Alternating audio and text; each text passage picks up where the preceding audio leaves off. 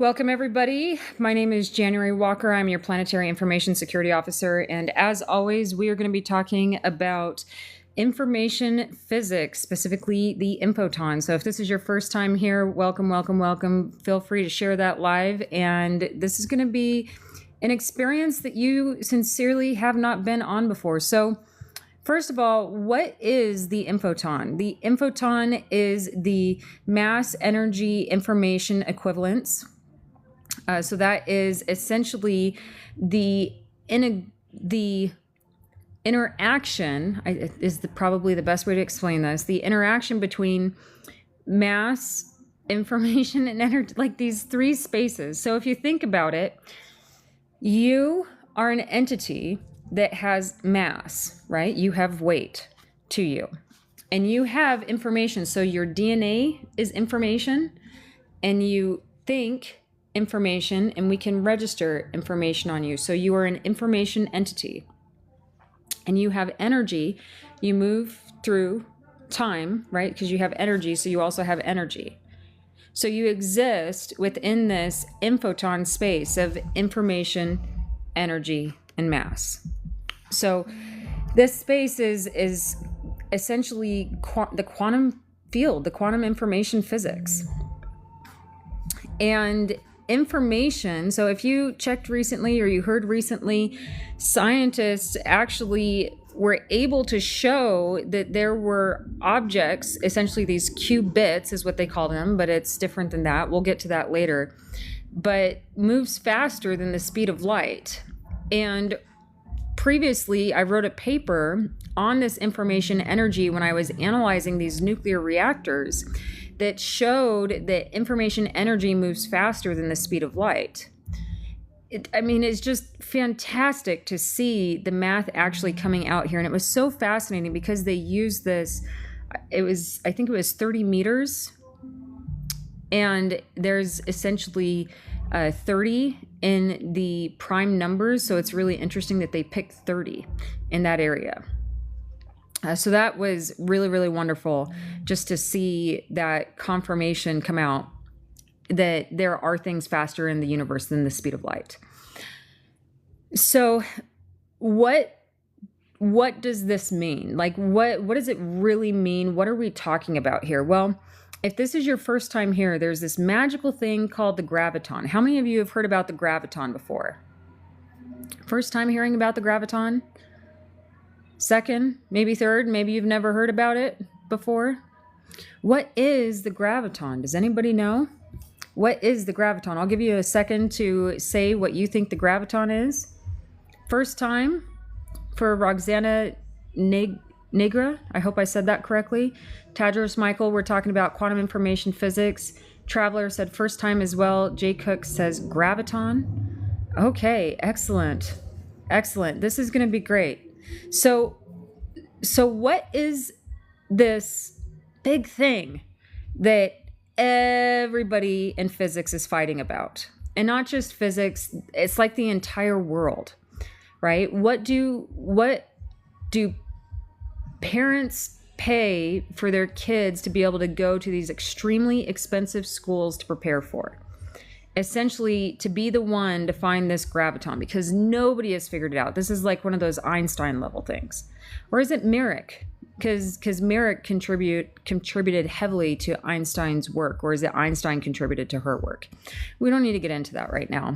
But I want to really dig into this graviton space. And then if you're interested, Landauer connects into this quark-Fermiac Dirac occupation as well. So it explains how quarks work.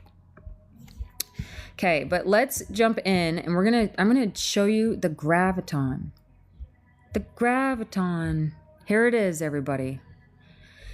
And why couldn't these groups find the graviton after all these years? I mean, this is like a multi-decade mystery. Here it is, the graviton. Okay, there it is. So essentially, this graviton, who was it that said it? Alan Nalla said a quanta of gravity. Yes, so it's a particle of gravity. It's how gravity works. It's a ball. That's funny. You're hilarious. I actually have been so there is a geometry to the graviton, which is very interesting to think about. But the best way to represent this particle is really just within this space right here. And so the graviton, I mean, so we have in physics, we have a particle and a wave. So really quick, if you haven't picked up your copy of the Book of the Bees, I'm just going to quickly pull this up. If you haven't picked up your copy of the Book of the Bees, I updated the link. Please test this, see if it's working. And actually in the Book of the Bees, let me grab my copy really quick.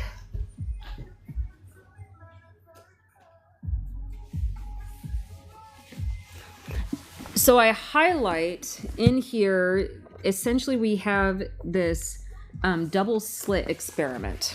Okay, so we have this double slit experiment. So either is a particle a wave or a particle or a wave?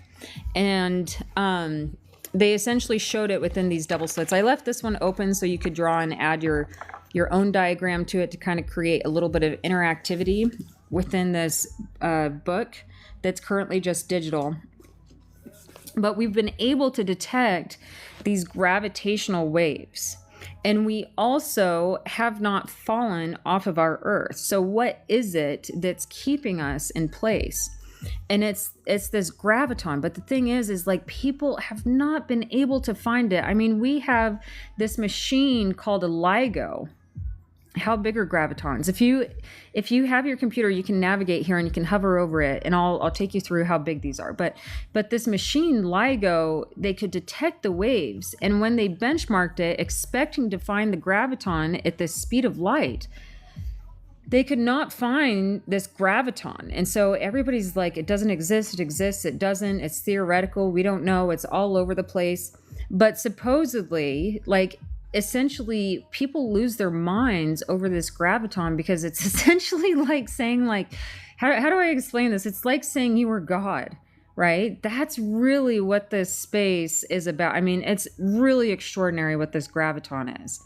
And you will get little physicists that like lose their little minds over this space and say, no, that's not real, or no, that's, not it, da da da da da da da da. Like they will just go off because it's incredibly difficult to believe that somebody that did not have the tools and materials and everything that they were given, like their $400,000 high school educations, not including college, master's degrees, PhDs, all the resources in the world needed to essentially raise themselves up to this level.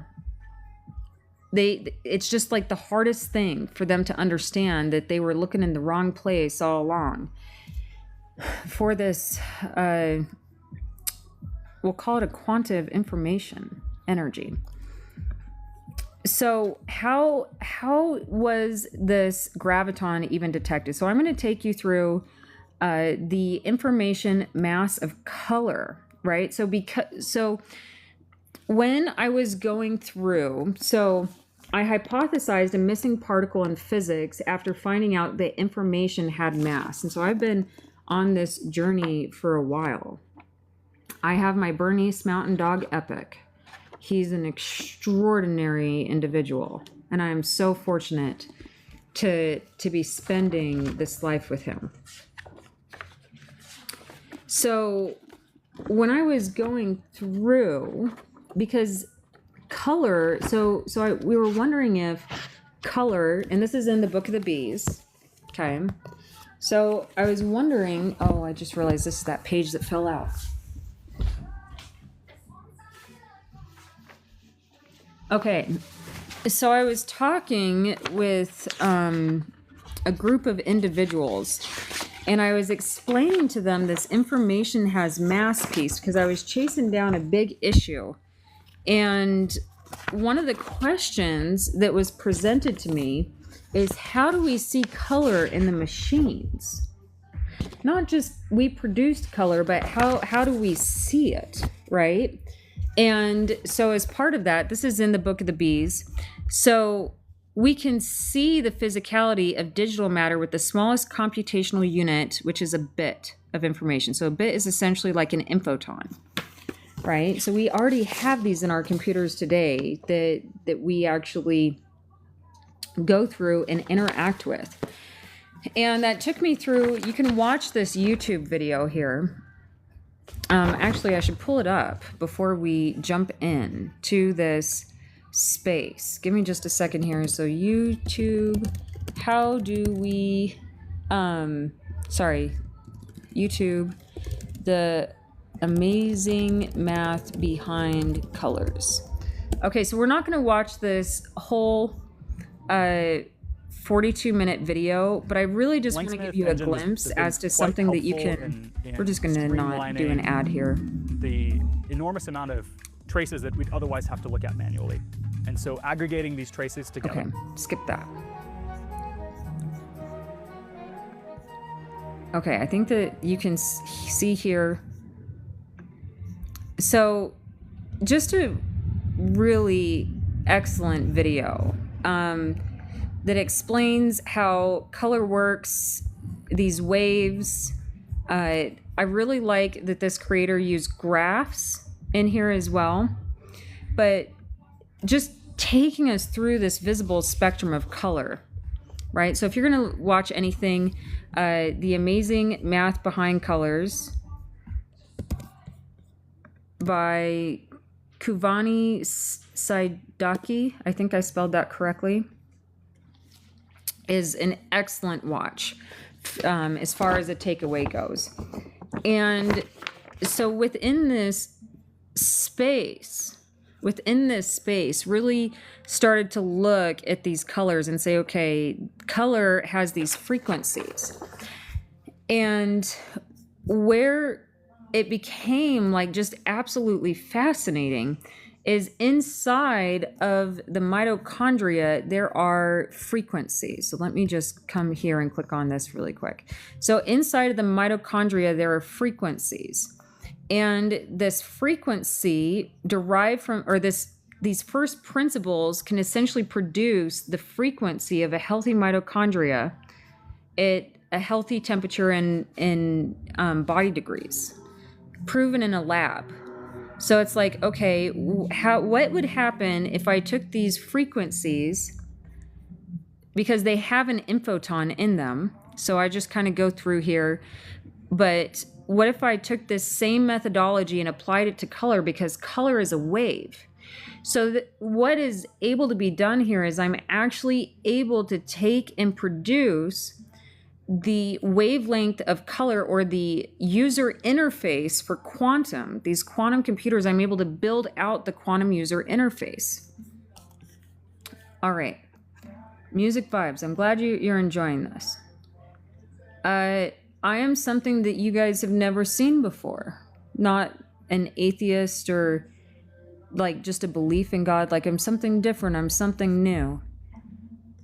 Kind of like the color blue once was. So coming in here, let's go back into this information mass of color. So I apply the same principles to this color space, and I actually have a full page in this book of the bees. These are original notes, just so you can kind of see here. Let me just find this page. It was a really neat thought process, because I've been wondering what the smallest wave was, even. I think this is it. Did I just pass it? Here we go.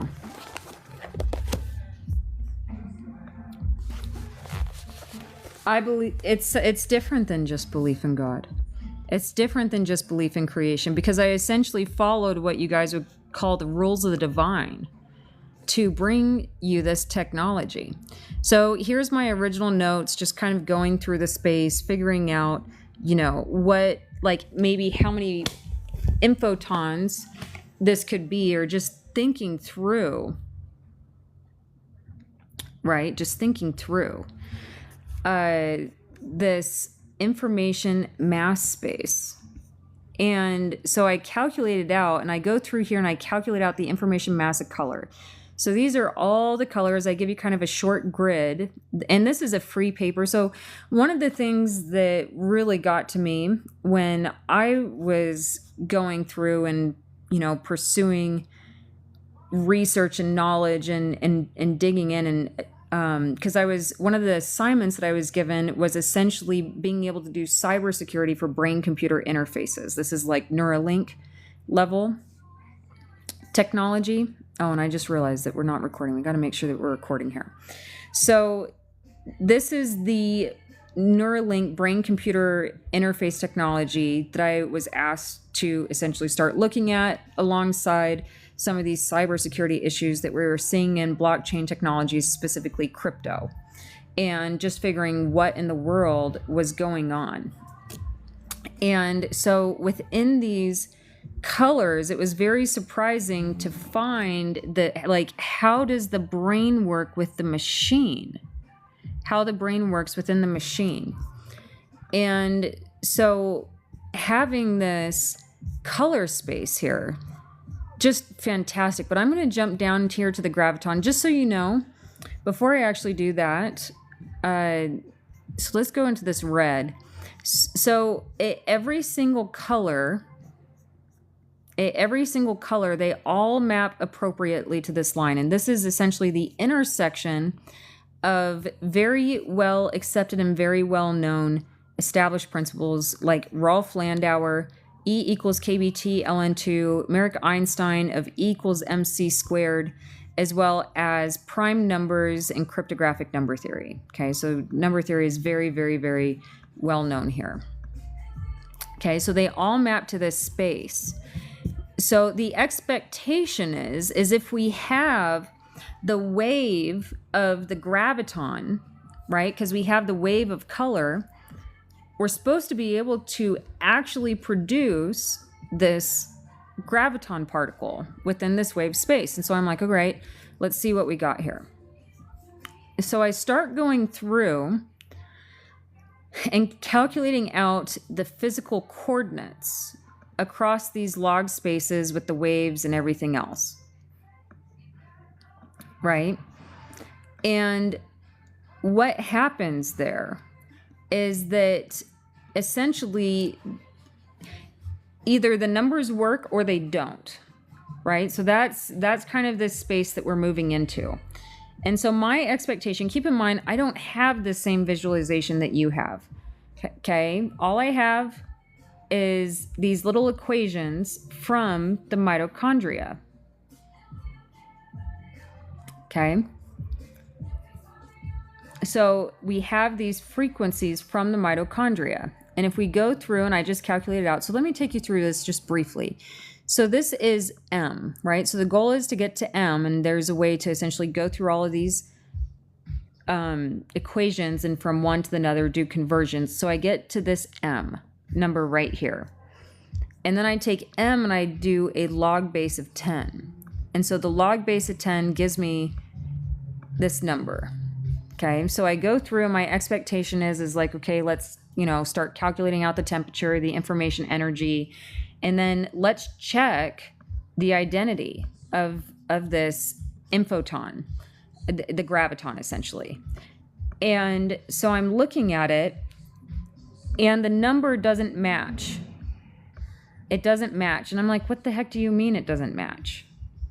What do you mean this infoton doesn't match? Because if we look at these other spaces, the identity matches. There's no issue inside of the infoton identity. And so I'm like, what in the world is going on here? So, I go back and I look up and I'm like, okay, I was really expecting it to be this 39 number. Like, what happened here? So I start going back and looking at LIGO, this original paper that we had here. So I look at LIGO and I'm thinking and I'm thinking and I'm thinking and I'm thinking and I'm thinking, and I realized they used the speed of light.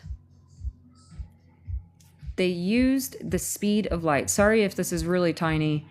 You can read this paper. It's online. This is the information mass of color. It's under infoton.ai learn. Okay. Yes, Spence, you're right. I am smart, apparently. So, going and looking at this LIGO, I realized that they use the speed of light in their measurements. And I'm like, oh, that's the problem here. Because what I found is information energy moves faster than the speed of light. That was when I was analyzing this. Let's go here, just back to our homepage briefly. So that was when I was analyzing these nuclear reactors. This one is specifically the fusion reactor. So the fusion, so how I got here and how it relates to the graviton is the fusion reactors have a very peculiar problem to them, which is we've spent like $50 billion with the B, and they still don't work. After 40 some odd years, just so weird. Doesn't that just seem weird to people? That we would spend $50 billion on something and continue to spend $50 billion on something and not have it work? I mean, I don't know. Raise of hands. If anybody else finds that peculiar. I don't know. Maybe it's me. I bet you anything you could observe gravitons today. If you pointed your stuff in the right place and didn't filter out the stuff that you needed. Like, essentially you're tossing out the information that you need and saying this is useless, and that doesn't help anybody. So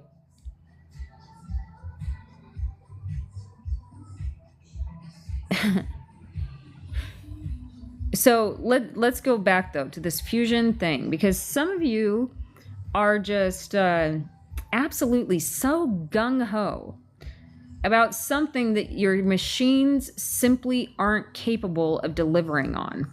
And while we're here, I say this with love, building a structure that is 10 times hotter than the core of the sun on Earth with Earth materials. Do you see where this is going? Do I even need to finish this sentence? Or does the audience, are you already having your little spidey senses go off that is a problem in itself? Well, the sun is fusion. Yeah, but this is Earth. You guys, we live on Earth. Thank you. Passing by. Awesome. I'm glad we're on the same page. And in addition, okay? In addition, the Earth is so far away from the sun. I mean, not really, but just enough, okay? Right? And you want to build something that's 10 times hotter than the core of the sun on Earth with Earth materials and then call it like this magical fusion energy. When you don't even have the machines capable of delivering on the promises that you're making. That is what has happened here.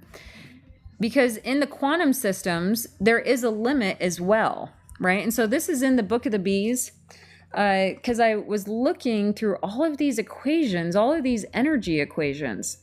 And I'm like, okay, there's a minimum, but where's the max for Landauer? Because when we look at biological systems, like especially the mitochondria, you cannot just have the mitochondria blasting off like wild. Because what is that called? We call that cancer. And humans are to Earth as mitochondria is to the cell. So you guys were essentially building cancerous systems. You essentially became like little cancerous mitochondria and said what you were doing is cool. And then anybody around you that was like, hey, can you not do that? You started to go absolutely berserk and zap at them. Pretty much exactly like mitochondria in a cancerous cell do. Isn't that weird? I don't know. Just amazing how humans, how information energies, and how these systems scale across structures. I feel that you guys are getting upset. Imagine that. So here's what we have here, okay? So I was going through all these equations. This is the Book of the Bees, okay? And I even asked, where is the upper bound on Landauer's principle? Because the upper bound is not constrained by thermodynamics. You can waste as much energy as you want. That's what they say. So this is where Landauer is wrong. Okay, so he, not wrong, but just like, he didn't know that if you go above, you're actually causing problems. Who wrote the Book of the Bees? Me. These are my personal notes and how we got into this paper and then how we got into Infoton. And I have all of these patents, which I just got another letter from the patent office today, which is most excellent because I sure am having fun in this space. I'm having a lot of fun in this space, like you would not believe. You're leaving now. Don't go away. Don't leave. Come on, you guys. We're just having fun. Well, fun for me. Not fun for people that don't think. Continuing on. Anyways, so what we have here is we have this Landauer law. It's very, very important that you understand that there's a limit to this information energy system. So going through, so here's the mistake that you all made, okay? This is the big mistake. So here is your Landauer's equation right here. And inside of your nuclear reactors, beginning with the atomics, so the Manhattan Project, you only ever used E equals to or greater than kBT. That's it. Even though the technology for computers and the technology for nuclear weapons and nuclear reactors and these particle accelerators all came out of the same Manhattan Project. So you would think that when computers realized, oh, there's an LN2 on the end here, that you would have updated all of your physics systems. But you didn't, did you? You just left it at that little kBT and you said, oh no, that is only computers over there, but simply not true. It turned out to be simply not true. Set humanity back, how many years? This was 1945 when you dropped those bombs, and then 1961, and then you went around denying it. And then in 2012, we proved it. We proved Landauer was connected to all these journal published in. This one was IBM back in the 1961, this Landauer equation, okay? And then there were many times, and so we proved it in 2012. And then you come into 2019, and for this same equation that we have right here, keep in mind this one right here, gentleman by the name of Melvin Vopson, brilliant physicist, like absolutely brilliant. He runs the Information Physics Institute. I highly recommend having it. Know the paper you have on screen? This is proprietary information of Infoton that I released to the public. Be grateful. Say thank you. Don't be a brat. Now, continuing on, this Landauer's, or this mass information energy equation, the guy that found that, he came up, he was featured on the front of a quantum magazine, okay? So when you guys come at me saying she's spouting BS, no. Your problem is that I am the one that's communicating with you. You just don't like women. I know that for a fact. I have seen the way you physicists act firsthand. So this, and let's be more specific. I stated this equation because I figured it out on like my own, and then I realized that he wrote it and got to it before me. Okay. And what did you guys try and do? You tried to institutionalize me for the same equation that you featured a man on the front of a cover of a quantum magazine. Think about that for a second. And now you come in here and you say stupid things in my chat. Okay, continuing on. So because we have you only had this E equals kBT inside of your nuclear systems, this is where it becomes a really big problem. Because on this floor of the Senate, and I promise all this links into the graviton, Okay, that's the really spectacular piece here. Okay, so all of this links into the graviton. But on the Senate floor, we have these techno-feudalists essentially saying, hey, these data centers, pretty much every single one of them is going to need a nuclear reactor. And then, oh, by the way, you'll need a fleet of nuclear reactors per data center. First of all, who here likes data centers? Raise of hands. Show me if you like data centers. I don't know. Maybe I missed something around this data center scaling, which is absolutely bizarre. Because when we look at the United States, there's actually a really big problem going on here. Because the United States has 5,500 plus another 1,200 scheduled to be built. Not in addition to all these new ones that got approved. Okay? Yeah, we have a lot of people that don't like them. Okay? You see all those frowny faces? So keep in mind, data centers are storage devices for computers. And their power supply block, guess what it is? Nuclear reactors. So you little nuclear crowd, you've been messing around, haven't you? In these little black box government projects, thinking you weren't going to get caught with what you were doing. But I just love investigating and exposing bad behavior, especially when it causes me such outlandish inconvenience. Data centers, so you can say information energy is how we exist, but the data centers and the structures that they currently are actually a big problem, which we'll cover a little bit later on in this live. So anyways, going back to this equation, because you only had this E equals KBT inside of your nuclear reactors in 1945, and then you didn't update. Okay, by the way, this is the indicator for that chain reaction, which you guys will love. This Leo Sizzlard guy. Okay. So you actually did cause the chain reaction that he was worried about in the first place. And he went around trying to patent everything and prevent. He was right, just the methodology was a little bit off. Because if the math was correct, we never would have set off the atomic in the first place. And we certainly wouldn't have continued to set off atomics since then. Okay? We would not have detonated more nuclears since then. And we definitely did this. Let me show you here. We can watch this later.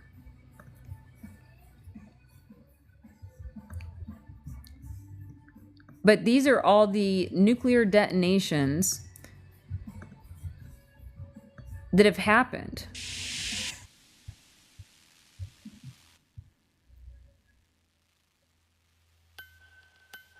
Wait, pause. Hold on here. Your daddy said quit involving yourself in man technology. Didn't I tell you that the entire issue here was a sexism issue in the first place? Let's just take...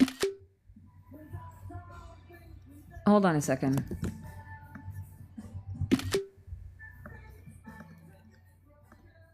That's the problem. Right there. You are the problem.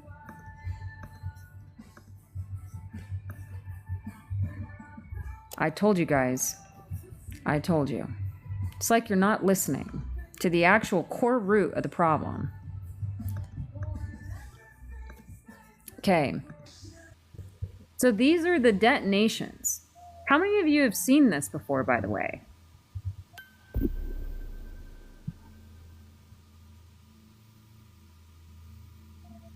I'm going to turn this down slightly.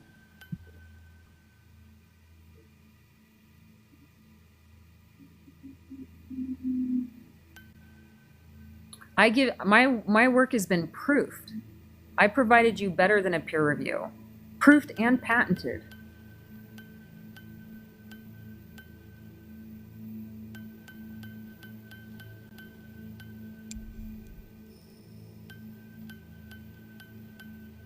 This is the evidence of the chain reaction. Because your math was wrong, little nuclear crowd. Here are all the detonations throughout history logged.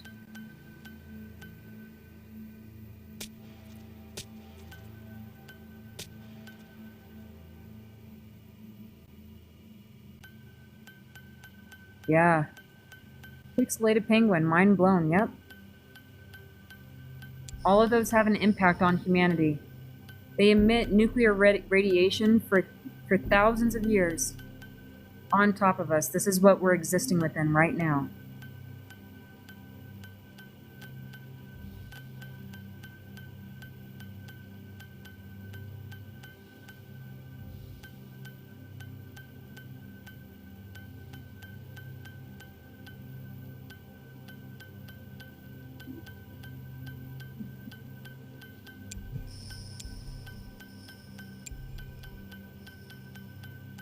Yeah, it does explain the rise in cancer.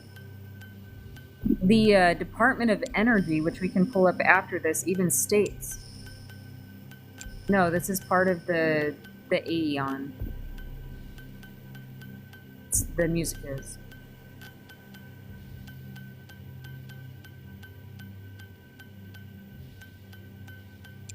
And we're still in the 50s, by the way, 1950s.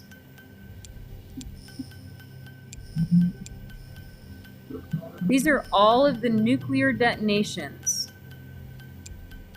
Essentially, where the military wanted to essentially detonate nuclear for kicks and giggles. Imagine what kind of person you have to be to detonate a nuclear device in your heart, to rip open the universe. You're sick.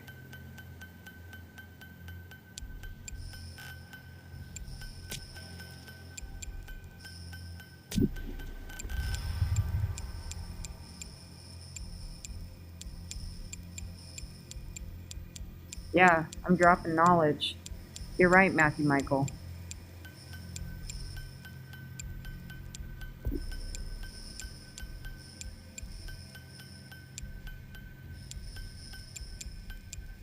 You guys have no idea what the nuclear physics, or what the information physics behind nuclear is. You don't even understand the systems that you're touching. I do show you the proofs. You can go and you can look at my proofs. This is the Curie Howard, you guys. Welcome to information physics. You stepped into my space thinking that you knew something, didn't you? Today my birthday? Almost close. But thank you, Solomon.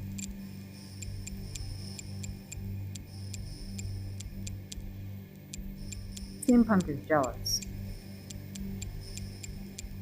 Look at this, though. All of these little nuclear detonations, you guys. We're in 1964, by the way.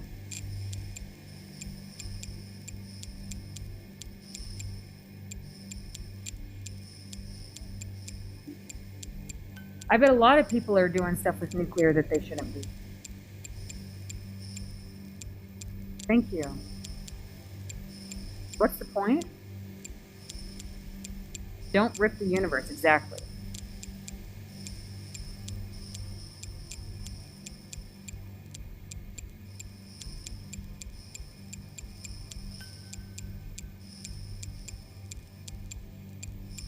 We're in 1966.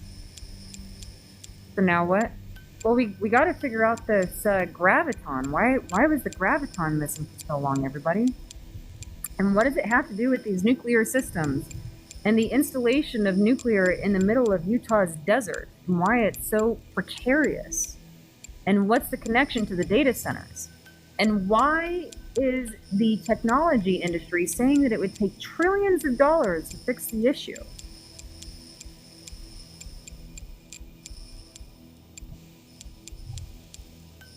Yeah, why Utah?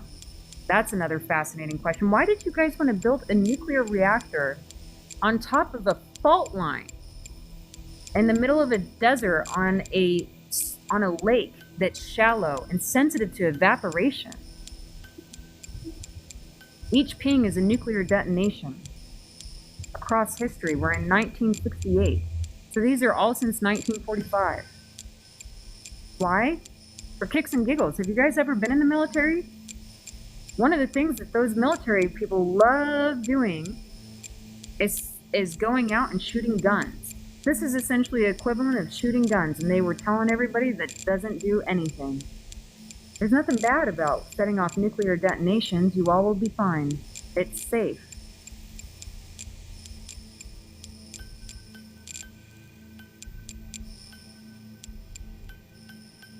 I'm not talking about leakage on nuclear systems. I'm talking about the heat waste. 1,000 gigawatts or megawatts of heat waste per a small modular reactor. One of these SMR 300s. You lied to me. That's how you gain the ire of the Planetary Information Security Officer, January Walker. Imagine showing up on my radar of all people. What a terrible thing you all have done. You thought you would get away with it, too. Simply because you had a president behind you who is an old man and quite honestly gullible to your BS.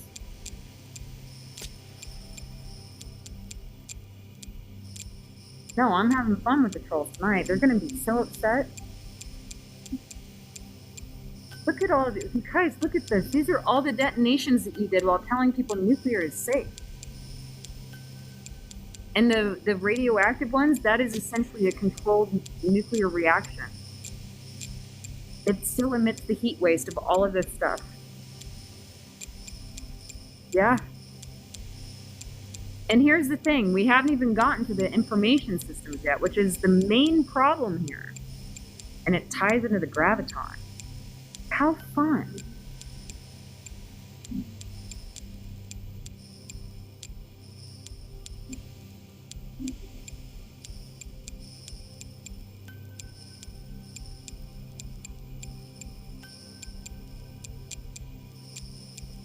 Every single one of those ticks, you guys, is a nuclear detonation. Those are chain reactions. That is evidence of a chain reaction because your math was bad. You guys mathed wrong.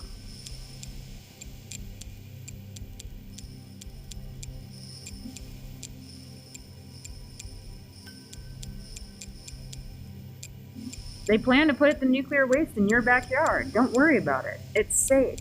Remember? That's what the nuclear crowd says. Even though they have casings of nuclear that are cracking around the world. What was that latest one in the middle of the Pacific Ocean? Where the casing cracked and you're essentially going to leak nuclear waste into the ocean and say that it's safe and it's okay with no plan to be able to go in there and actually save that region.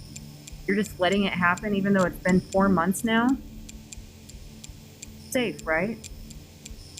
You know, I talked with one of these nuclear disposal guys that have been in the system for a long, long time, like 60 years old, and he was high up, and he was quite concerned in ways that none of you are.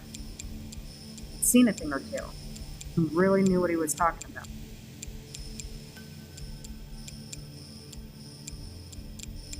Yeah, you guys. In addition to the nuclear detonations that you guys dropped, you're also having your casings crack for the nuclear waste systems that you're holding. One of them being in the middle of the beautiful Pacific Ocean. How sad. No, this one's not Fukushima. This is a different one. Remind me the name of it, you guys. What was it called? There's a specific one. Thank you for all these little gifts, by the way. I'm having fun.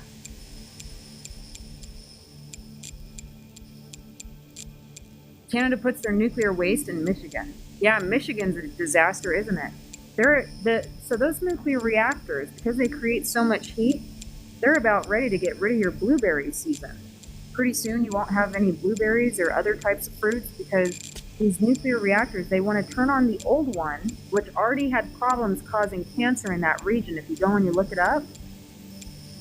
And then in addition to turning on that old one, they want to install Pioneer 1 and 2, which is the same nuclear reactors that they want to bring to Utah, which, by the way, calling your nuclear reactors Pioneer 1 and 2 from Holtec, which sounds like Helltech, which sounds really hot, and then having one called the Ward. So if any of you guys know your Mormon lore, okay, having a Ward and Pioneers go to Utah is the weirdest flippin' thing in the world. Do not be weird and do not play bizarre information physics with me. I don't like it. I think that that level of manipulation is gross. It's a dog whistle. Atrocious behavior.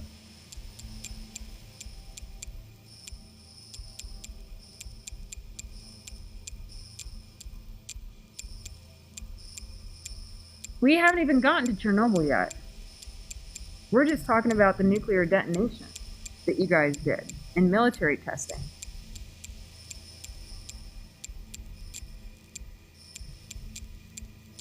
Fascinating in a scary way, yeah. You guys, this is why the Earth is getting so hot. This is why our plants are dying. This is why our ice caps are melting. This is why our oceans are going blank. How many of you knew? How many of you knew?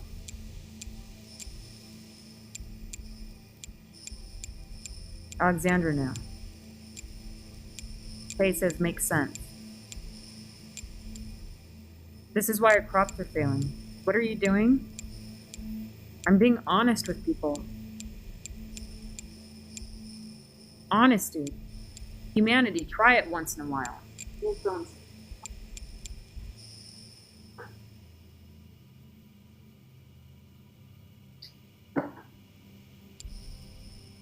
We're not even done. 1993.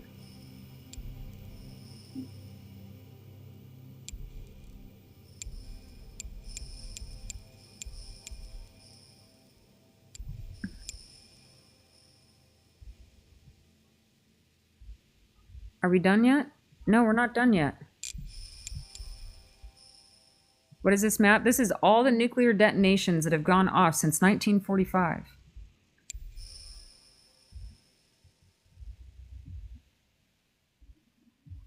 I don't think we included the nuclear near misses, which, by the way, there have been like 100 nuclear facility problems since Chernobyl. You guys know that? I just found your space. So this is the thing with cybersecurity officers. We do not care about your politics. The only thing that we care about is reality and the math and what's actually going on and what the actual risk is. And nothing else that you say matters, because we will check you. And if you cause us problems, which you caused me severe problems out in Utah, severe problems, not only, how do I say this? You just caused me a lot of problems. And so you drew my ire through your misbehavior. Little nuclear crowd, if you didn't want to draw my ire, then you should have not have lied to others and lied to yourself and lied to me and caused me all these problems with these data centers just so that you could have nuclear. Your little energy lobby was a big, big problem when it came to these data centers. It was you that was driving it all the way. Why in the world can't I get these data centers to do a computer update? Oh, it's the nuclear lobby. What are you guys doing over here? So, what do we have going on here? So that was AEON Trinity Project, a chilling map, or a harrowing, a chilling map of throughout history of all the nuclear detonations. Okay, so you can come in here. I am showing it to my researcher friends. Look at all of you here participating with me. So we got this fantastic little Landauer equation, okay? So here's where you guys messed up. As I was saying, you did cause the chain reaction with that Manhattan Project by only having E equals KBT. And then you didn't account for the computer. So you didn't get this equation until 1961. You didn't account for the entire Landauer equation. And this wasn't even the full equation, because there was the mass information equivalence. In addition to that, which all of these we've just gone through and, you know, they've just been proven. So I thought, because you've only done this little E equals KBT, that I would go ahead and do your equals KBTLN2 and your M of T equals KBTLN2 analysis on your fusion reactors, and I found a lot of fantastic information. This is basic stuff. I mean, if you guys have gone through, you can come in here, you can come down here. I bet you anything. I will bet you anything that not a single one of you proponents of the nuclear crowd have read a single one of these papers. Not a single one. I don't even think you read your books. I think you went through your classes on nuclear and you did a half-baked job. And you weren't even thinking. You were just trying to rush through your classes and get your stupid little A. Get your little teacher's pet award. That's my impression. I don't think you were actually learning. And I swear, you Navy nukes, didn't you have like a big thing a few years ago about how most of you were cheating on your tests anyways? Huh. What a fascinating little space. Do I have a PhD? No. I would be a perfect candidate, wouldn't I? That was the whole reason that we started on this path anyways. But come here, look in here. How many of you, by show of hands, are you talking to us or at us? If you are part of the pro-nuclear crowd, I am speaking to you in the way that you need to be spoken to after all of these years of messing around and essentially planting a nuclear time bomb in my region and telling me it was safe, and then being cruel and rude to me afterwards when I was experienced genuine heartbreak after nearly 500 days of working round the clock to get you to do a computer update on your machines first before deciding to turn on or deploy any more nuclear reactors or data centers. It's hard to say, I'm sorry. Take it as it is in whatever way you need in order for it to sink inside your space so that this knowledge echoes around the entire world, because I am going to make sure that every one of you understands mathematics. I don't care if you're over 100 years old, you will be learned. You will be learned. You will be learned. So you have these full, look at this. I bet you anything that none of you have read these chapters, none of these volumes, that you don't even know what you're speaking to when you're saying safe. Not yet. I'm having so much fun with these little nuclear people, Cree. I'm having fun with them. So I don't think you read anything that you have. These are just the assessments on the power plants. We're not even talking about your probability risks. How do you guys do risk assessments? What are your PRAs? I'm talking about how nuclear reactors aren't safe and how I found your little graviton. But you all want to say, who gave you permission to speak?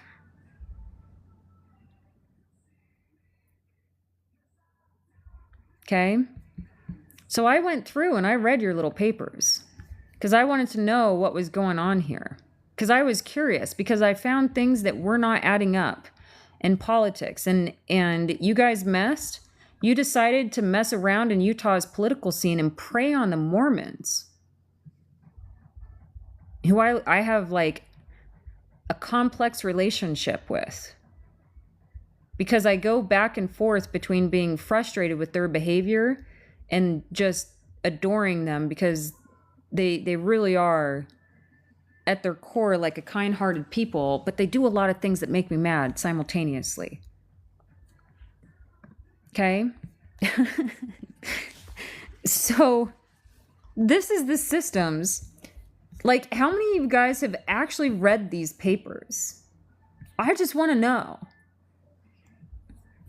These are supposed to be things that you go through on every single nuclear reactor. I wanted to know. What are these things that you're installing in our region reasonable for our Great Salt Lake? Because our Great Salt Lake is dehydrating at an accelerated rate. You want to know? Here's how you drew my ire, okay? And I'm glad that you guys are enjoying that I'm speaking up. Look at this. Your site won't load. It's infoton.ai.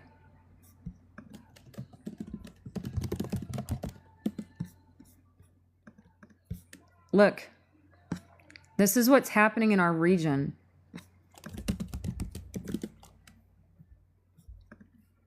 This lake is supposed to be full. It won't let you navigate.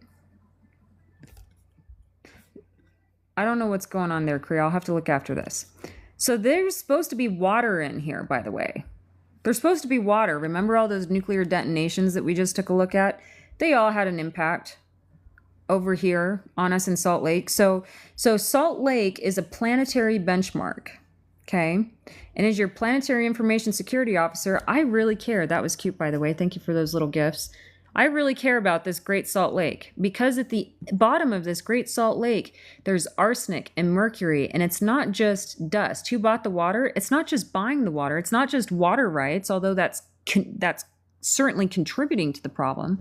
The issue here is that the lake is dehydrating at a rate that accelerates in alignment both with data center heat, with commuting into the office to these technology centers, into corporate America, and with war.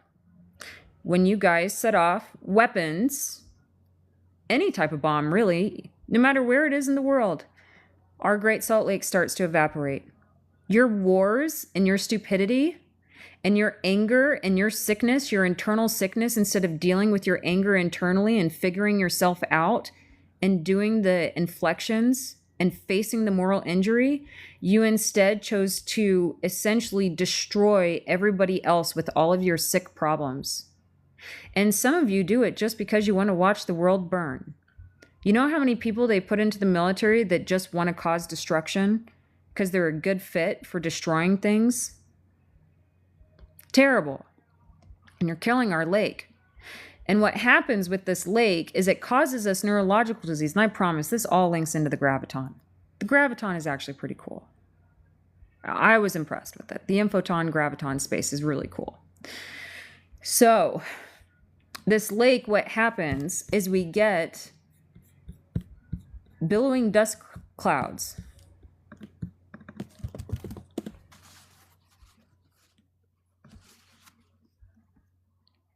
And it kicks up and it gets in our lungs.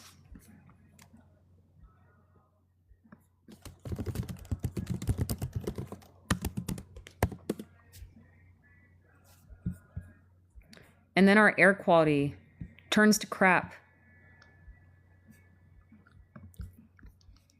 And you're essentially turning our space into a wasteland.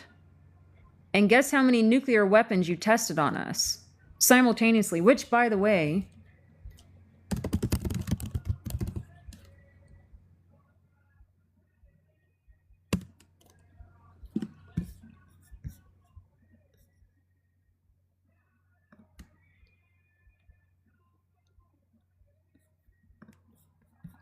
and that's not even the one.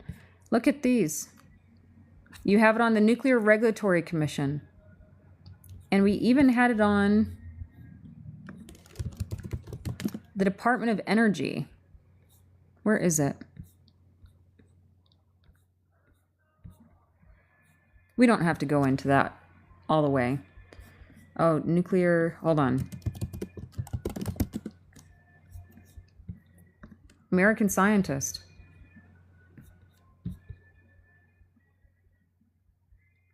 Do you understand? You irritate me when you lied to me.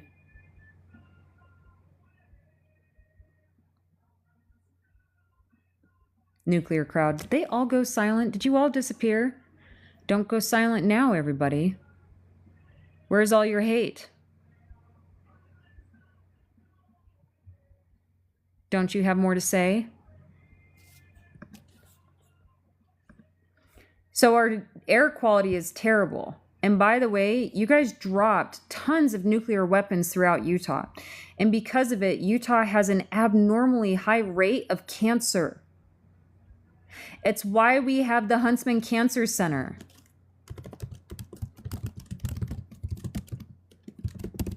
Where those poor little scientists work round the clock.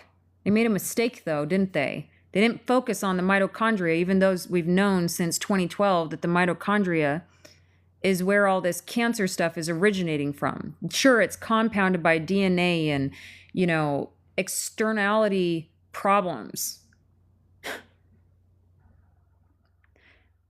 Our children out here in Utah have higher rates of cancer than they've ever had before. Do you even understand? Your Jesus character isn't who you think it is. You named the person that was coming to save the world and assumed a name and assumed a role and assumed a gender. You assumed, you religious people, you were told this is who it's going to be, and you didn't listen, and you stole from somebody else's timeline, and you made the situation a lot harder than it needed to be. Anyway, so we have these massive facilities.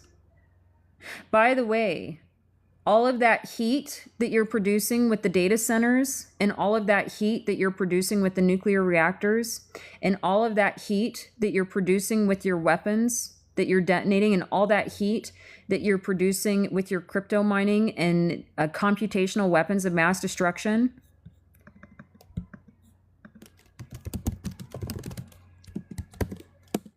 they're burning us down.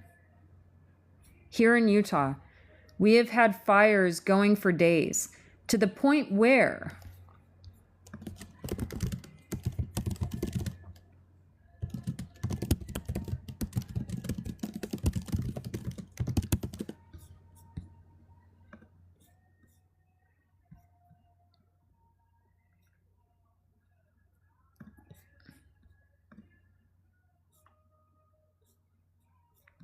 we're not going to watch this ad.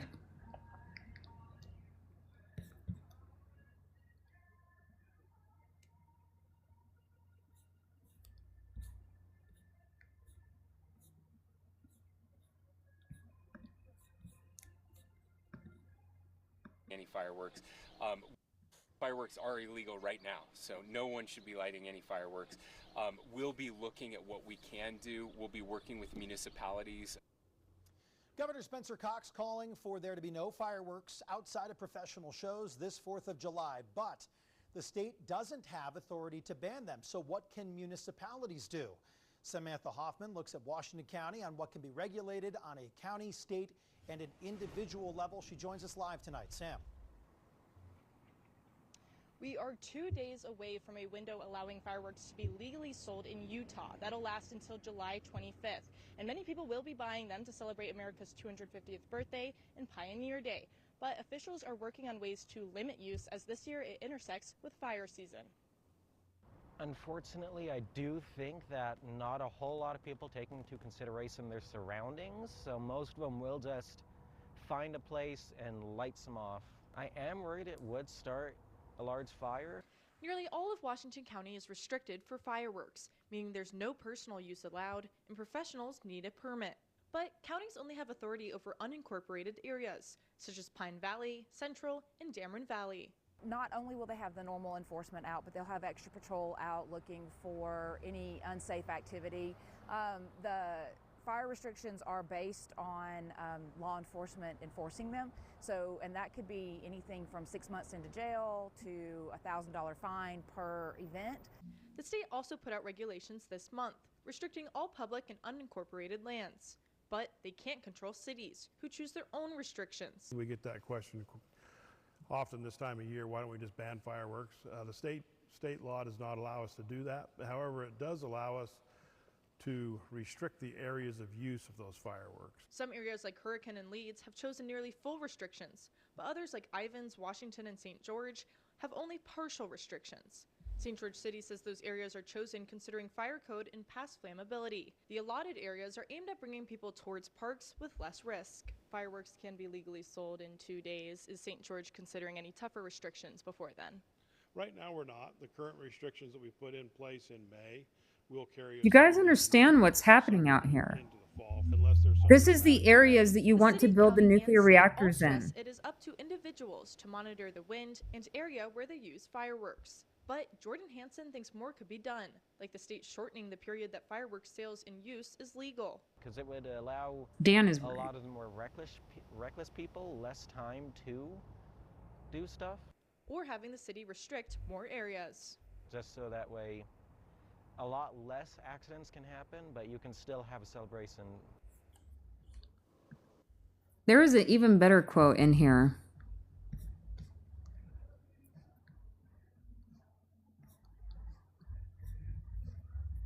Where the governor essentially said, no one is coming for you.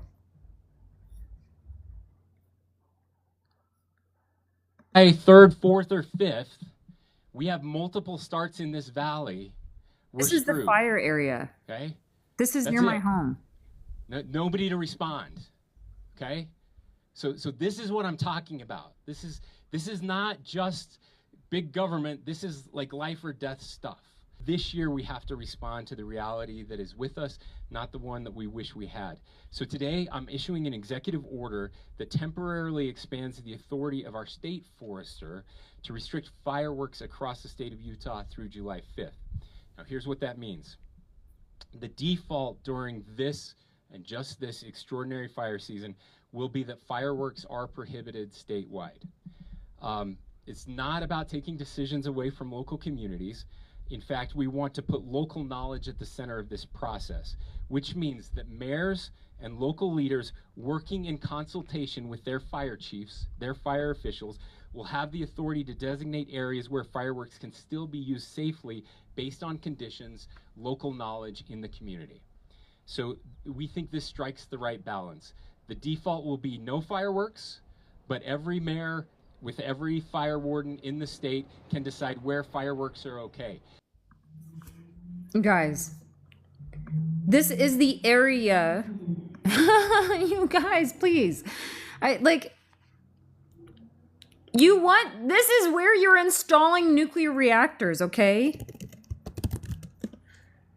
Do you understand the amount of water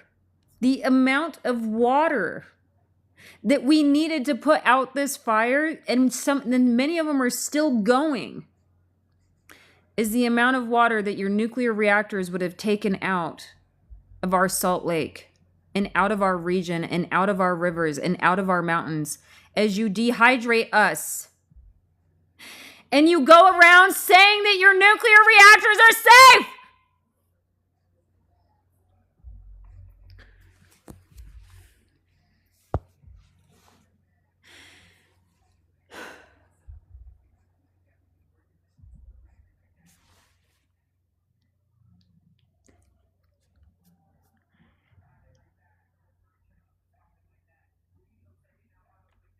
I am so tired of your behavior. I am so tired of your comments. I am so tired of your lies and your politicking and your protectionism and your need for whatever it is that you guys are going through this disgusting phase in human history, where we will be lucky if we survive this one. We will be lucky. Because guess who gets to deal with these things in every single situation? Anytime something goes wrong, do you know who they bring in? They bring me in. Every single time to clean up the stupid messes. And this time, I caught the mess in advance because I'm like, something is going on here.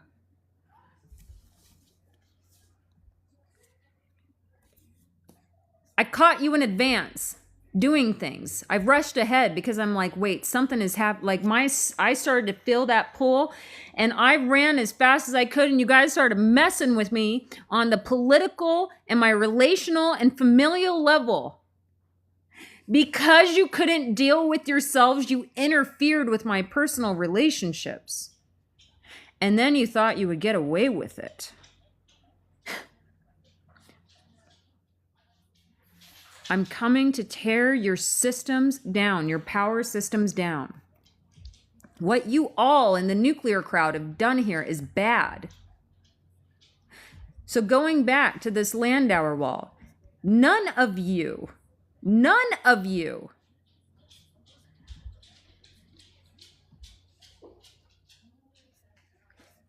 Hold on a second here. Aaron, do not say things like that whatsoever. They use heavy water, not lake water, to cool reactors. Do you even hear yourself? How dare you interrupt my planetary meeting?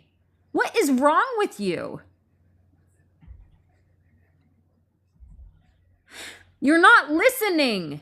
Your nuclear reactors evaporate. You produce so much heat. One of these small modular reactors, let me show you. Let me show you here. Maybe you just don't know. Maybe you are not learned.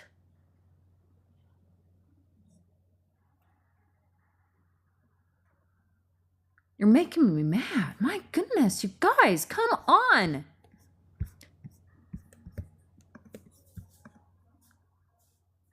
Look, I used your equations, I did your math, and then I got my math checked by these government systems.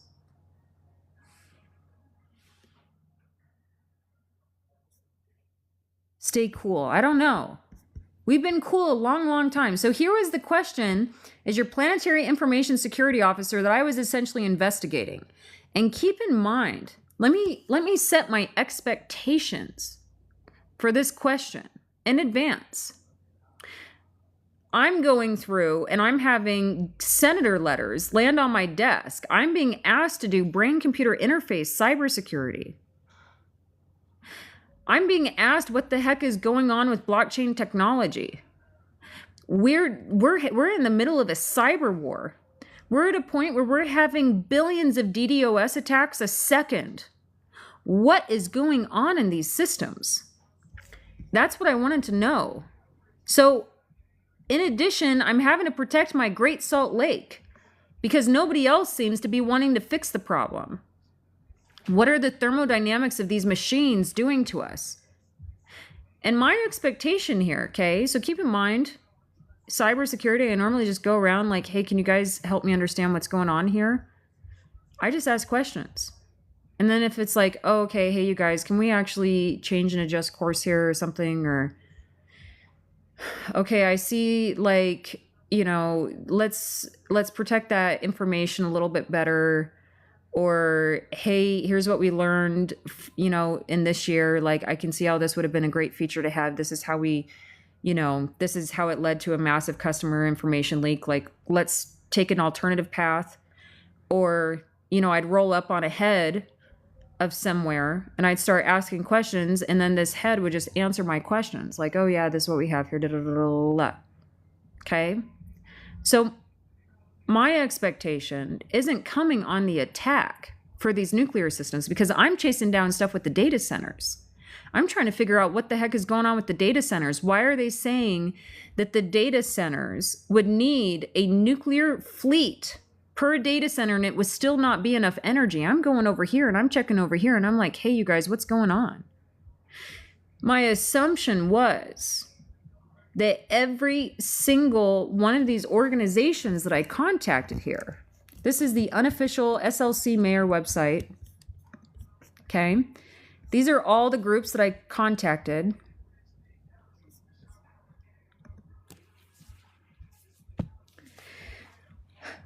My expectation was, hey, I send off these letters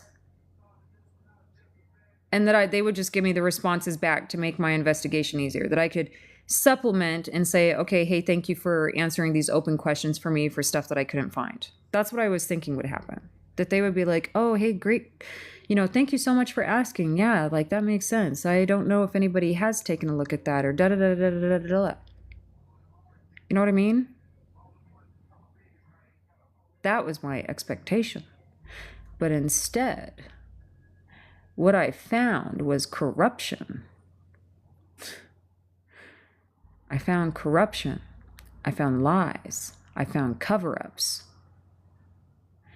Do you know how angry it makes somebody in cybersecurity mad to have a flippin' mess to clean up?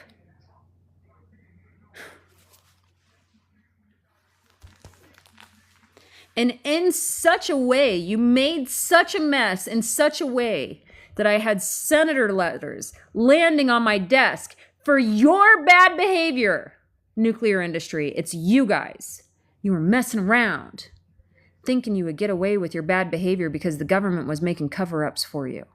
How dare you? How dare you? How dare you? And let me just, somebody said go deeper. You want to know where this energy is going? It's going to a cryptographic machine in which is tied directly to groups that want to hide. One, we'll just say it this way, into money, the money of the traffickers underground. And I'm not even having to talk about what they're doing. You want to supply energy to trafficking so that they can continue their behavior at an astronomical rate and cover up all of those crimes. How dare you? Do you even understand what you have done? You made my life hard, and then you messed with my life when I started to chase you down. You became violent, and then you became violent towards other people too. Made them go missing. Made me have to go and travel across the entire United States last year, chasing you down for all of your bad behavior. I'm outraged. And then you come in here and you lie to me. And then you install the nuclear reactor that I said don't install in the first place. And then when I cried, you beat me and made fun of me and said that I was, first of all, like you said awful things. You became abusive and bullies. You're bullies from the underground, and you've never been held accountable. And every single last one of you, you better believe it, across the internet, if I catch you anywhere, at any point advocating for nuclear, I'm coming after every single last one of you. And I will do what we did to the Nazis at Nuremberg. But I'm not letting any of you get away. Because with the internet and with my tools and tracing entropy, I can track you anywhere. You will not escape.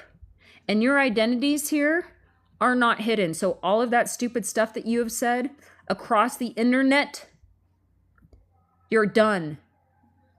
Enjoy your freedom while you have it. And if you think that you can escape me in this life, I will chase you down across the universe. You will never escape my wrath for threatening me for my Great Salt Lake and making it to a point where I genuinely don't know if I have the capability to fix the mess you created. Because if you come in here and you read this report, okay, because I was just expecting answers. I thought you guys were going to give me answers, not cover-ups. You guys are ridiculous, okay? Because you did stupid things. So first of all, you lied. Let's go through just a couple of lies. This is just one of the lies. This is the lies of the Great Salt Lake. Not even the lies that you're doing back in Michigan on top of the Great Lakes. Not even those lies. We're just talking about the lies that you made in Utah. You said, oh, these systems, these nuclear reactors are fine. They're air-cooled. But guess what? In our hottest months, like in today, so April, May, June, July, I know because I checked your math. I checked your systems. I checked your specs. I did the math. I checked you. As your Planetary Information Security Officer, I checked you. Why? Just because I was interested. What's going on here? What's happening with these data centers? And like I said, I found the nuclear crowd messing around, telling people, you have no idea what you've done. Actually, I think you know exactly what you've done. I think that's why you're so bent on denying it and telling everybody that your machines are safe. So come in here. This is all the water that you would need to cool your machines, by the way. It's a closed loop system. You would need water. That is the water to put out the fires. That is the water that we need to bring our snow. That is the water to water our crops. And when you evaporate our water, we actually even haven't gotten to the water evaporation. When you evaporate our water, it leaves our mountainous area and it disappears and it's not exactly coming back. We get our water from California. California is in drought. Okay, so they had one small season of good water because Utah had good water a couple of years ago because of COVID. That's our cycle.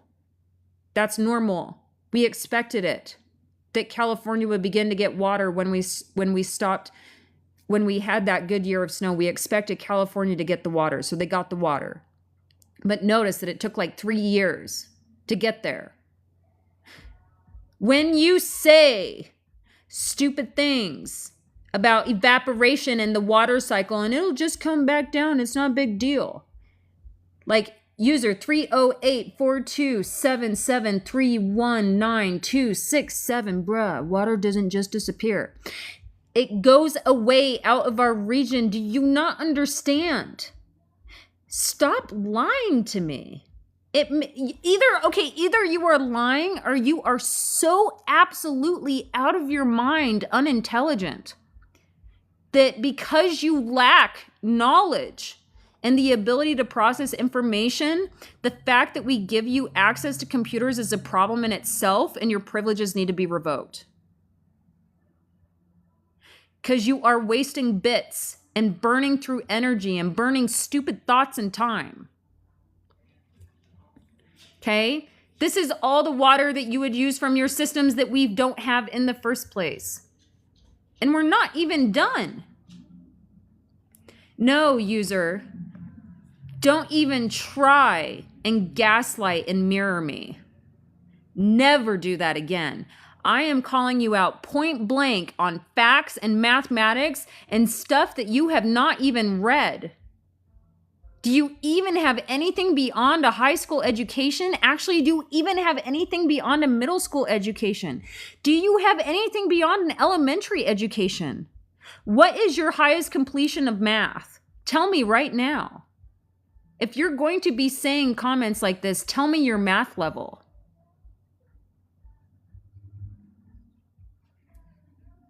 You're evaporating our water. Now look, let's get into the next part. This is where you wanted to place the nuclear reactor. Right here. This is a 5-mile area. Using basic geometry, I was able to figure out exactly where you wanted to put the nuclear reactor. You can't put it here. This is where the government bought the land of the Great Salt Lake. So this overlap is right here in this little section. This is where you wanted to place that, not just 1, 2 nuclear reactors. On top of a dehydrating, shallow body of water. Look at this.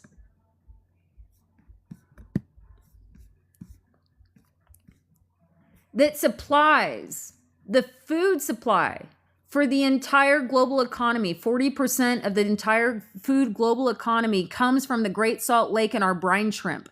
Whether it's the brine shrimp that we harvest, that we export to places like Vietnam and around the world to feed their fish so that they can feed their people, or to feed the birds so that they can feed the people, or for the birds to just land in this space so that they can complete their journey all across the globe from our Great Salt Lake so that they have something to flip and eat.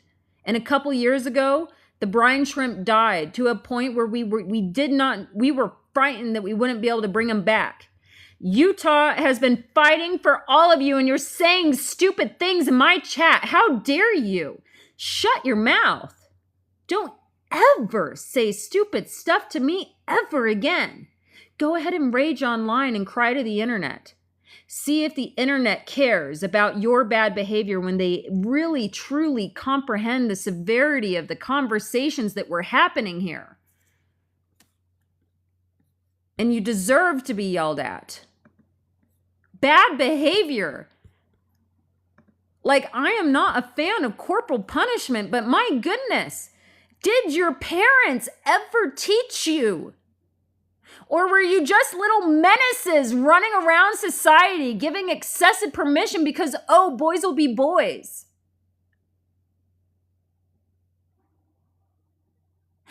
Freedom because I have a little...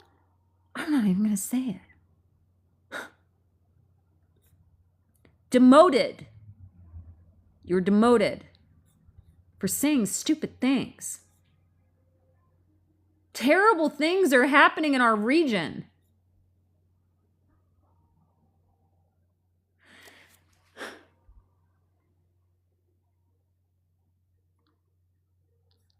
You're killing us. And then saying that it's okay. And I calculated this out for you step by step using your own numbers. This is Utah, you guys. The Western United States. Thank you for the sweet things. I apologize for yelling, but I don't feel like apologizing right now. And I'm not really sorry. You installed a nuclear reactor, testing in production, by the way, on a nuclear reactor that you have never built before with a company that did not go through the NRC, that did not disclose their documents, that did not do any processes whatsoever. And you allowed them to, and you said it was okay, and then you cheered them on.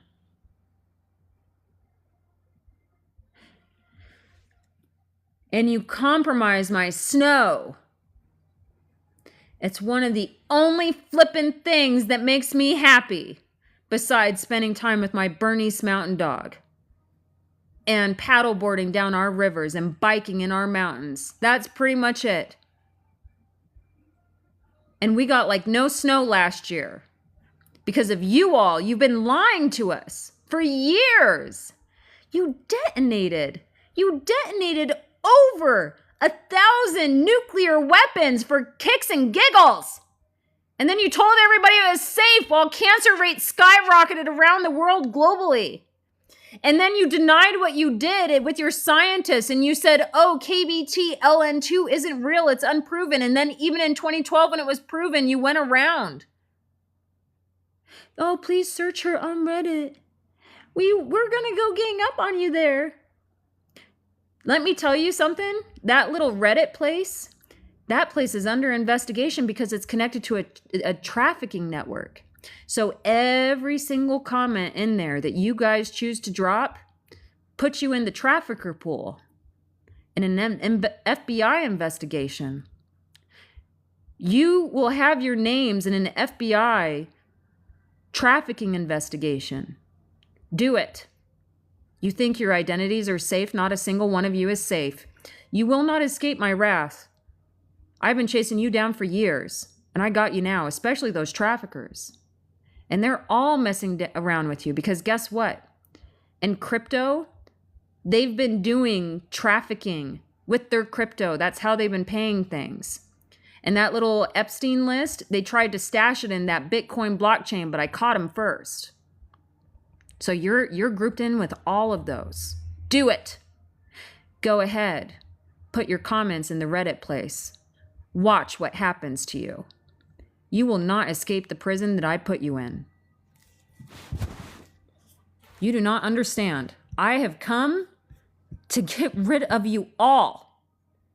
Now look, here's your little mathematics that you don't like. Using your mathematics, this is the question that I asked you in the first place. Answer my flipping questions. When the Planetary Information Security Officer asks you a question, it is not to attack you. It is to say, hey, there's something happening here that I need to be aware of. Hold on. Let's make sure that we're all safe. But it wasn't that we weren't all safe. It is that you guys were building explosives on Earth. Come back. Keep in mind that fusion reactor that you were building again. You were attempting to build a structure that was 10 times hotter than the core of the sun with Earth materials on planet Earth, and you said it was okay because the sun is fusion, January, when the machines that you were using in the first place did not have the capabilities of doing what you said they were capable of doing. And I know because I checked your math. And you never updated your math in 1961. That is the problem that we are having here. And the Great Salt Lake, that is why we are having the conversation in the first place. And then you build up systems and structures and credentialism around yourselves to protect yourselves from being able to be held accountable because you said, no, we are special. Don't you see how many in crowds and bro clubs we have? Don't you see how special? Like, come on, you guys, this is ridiculous. This is bad behavior. And I checked your math. And then it got better. It got better too. Because then I'm like, hey, can we start doing peer review? And then you didn't want to peer review the math. It's not that the math isn't peer reviewed, it's that you didn't want to check it in the first place. Because as soon as you start getting checked on your math, guess what? Your whole entire operation comes crashing down. every single last piece of it and you start becoming held accountable. It's like essentially taking out that Soviet Union. It's like taking out the Nazis. It's like taking out every single corrupt organization through history and you were participating in it, and it's all connected to this child trafficking ring. And you better believe that I am sick and tired of that behavior. So here we go. I do your math for you. And look, there's equations that we have for vaporization. Imagine that. How much of our water are you going to evaporate, even if you shut down? And because you didn't do this math, so keep in mind, right here is where you guys stop calculating. You don't even calculate for the entire product life cycle of the machines that you deploy. That was a very fascinating enlightenment moment. Kind of confusing because I was like, oh, wait a minute. What do you mean you only account for 40 years? When these, what is it? Plutonium lasts for 24,110 years. Plutonium-238. Did I say that right? You only accounted for 40 years. You didn't even account for the entire product life cycle. You accounted for less than 1% of the product life cycle of responsibility. You essentially built like a fire and then said, good luck, everybody else. What is wrong with you? What is wrong with you? Who is you? The nuclear components, these nuclear physicists, these Navy nukes, everything. Lies. You didn't account for the 100 years. You didn't account for the 300 years. You didn't count for the 1,000 years. You didn't count for the 24,110 years. You didn't actually manage your product. Morons. Morons. Did you know that if we did this in computers, we would be fired. We would not even be allowed to deploy into production environments. And you guys are building nuclear reactors, irreversible reactions in production. And you're not even going through all of the stage gate releases that we do in computers. And then you're pushing for zero regulation simultaneously. And then you come in here and you lie. Look at this. I did your math for you because you didn't want to do it yourself and you wanted to say safe, safe, safe, safe, safe. Look at all of this water that you'll take away from us. This is the water you're evaporating. You're evaporating our water.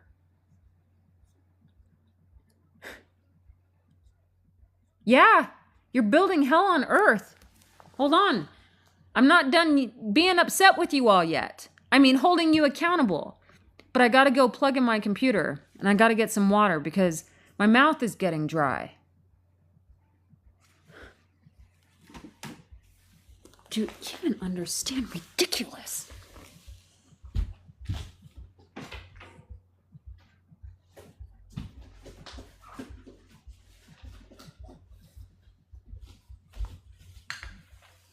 Little boy's bro club is messing around. Oh, don't you like to see things go boom? You're as bad as these people lighting fireworks in our mountains where every year it's like fire roulette. It's like whose house gets to burn down this year. Oh, it's not a big deal. You're being unpatriotic if you don't like pyromaniacs. Let's inflict PTSD on animals and veterans alike and call it patriotism.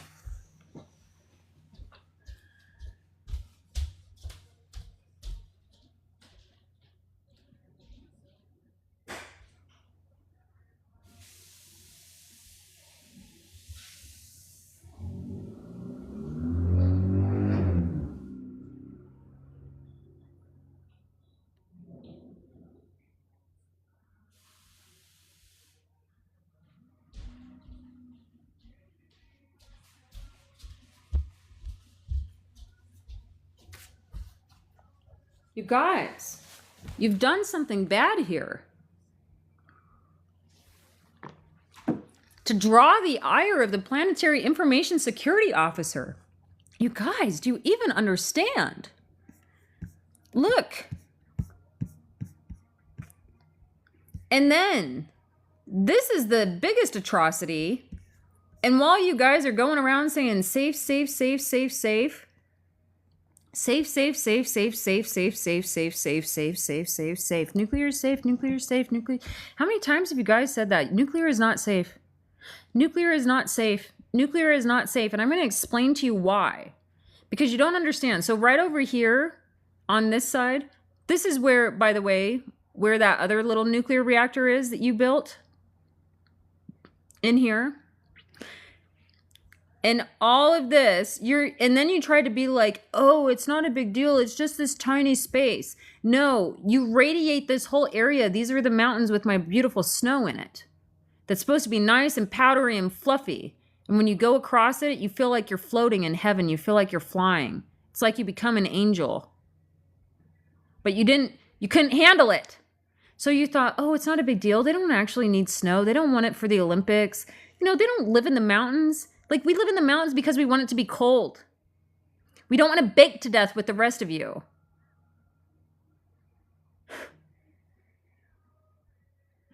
Right here. You see this spot right here? It's kind of difficult to zoom in on it in the way that I want. But right here, you see where my little pointer is? Quiet, Bean.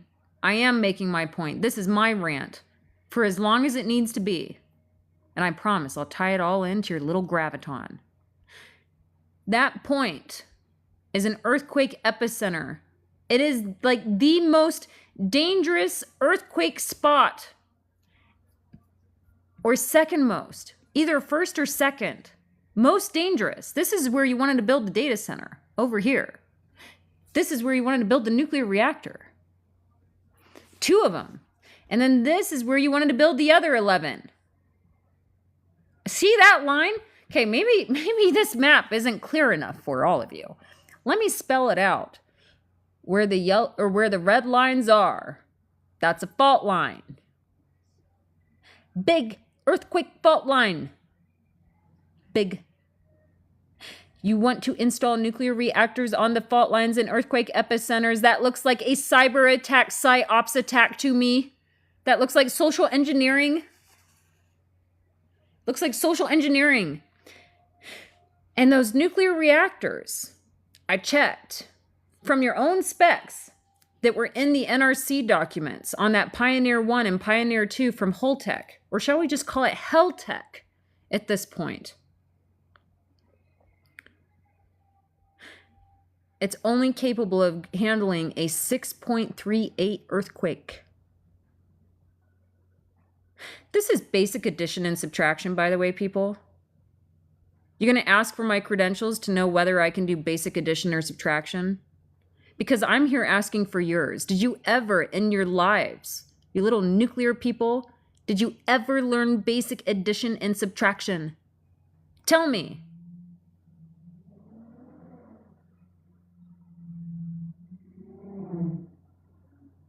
Who here learned basic addition and subtraction?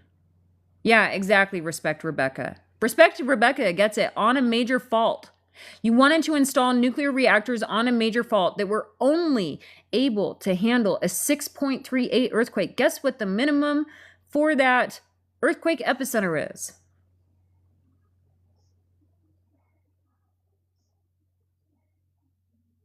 I'll tell you. And USGS, by the way, that's United States Geological Survey, when I contacted them, they said my estimates, and it wasn't even my estimates, it was my calculations based off of the data that I had available put together by Haven Finley. Really, one of the most remarkable, intelligent women that's like absolutely fascinated with the ground. She put it together with the data that she had. Just this basic stuff, doing these calculations. They said our calculations were conservative. It is 6.75 minimum. 6.75 minus 6.38. What is that gap? You guys. You stole money from Utah Just so you know, you stole money from me. You stole from me. In addition to everything else, you stole money from me and Utahns through the taxpayer process because you were messing around with those Utah politicians and Utah's government, who we have also been tracking down for years for corruption, for the behaviors and atrocities that they have committed for decades against us, because we are actually out in a war here in Utah for our freedom, because we go through and they gerrymandered us to heck. We are not free. Our votes get sold every year. There's essentially this woman called the data elect, and she goes around and she collects voter data, and then she sells it to the highest bidding politician that gets to her first. She's done that for 20 years. And she's protected by taxpayer dollars at the county. Can't touch her because of the legal system that we have out here. And she got the AG elected, the Attorney General. And the Attorney General didn't want to investigate the woman that got him elected and say, hey, you really shouldn't have this job, or you need to return voter data back to him. And then simultaneously, they're gerrymandering our spaces. This problem is big here. Nuclear crowd, you have no idea what you even walked into. And you thought you could smear my name all across the internet and say that I was crazy.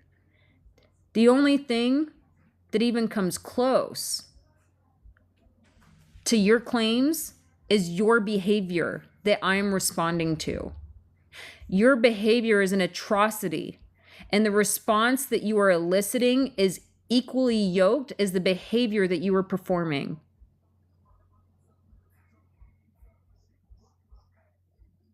Gerald is mad right with me. We are mad at you. I will make sure that these words echo around the entire world. You will never escape me, and you will never be able to build out those systems that you were attempting to build, and all of your wars over energy will be over. You went full on pyromaniac, and you blasted through mountains.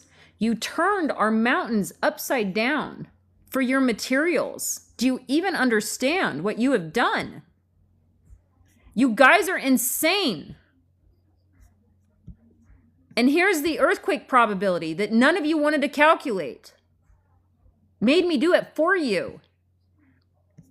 You made me do your jobs for you. And you're the ones that claim, oh, well, I'm a nuclear physicist. You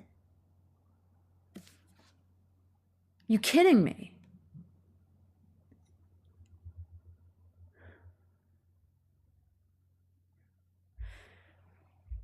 And we haven't even touched the computers that are running your machines.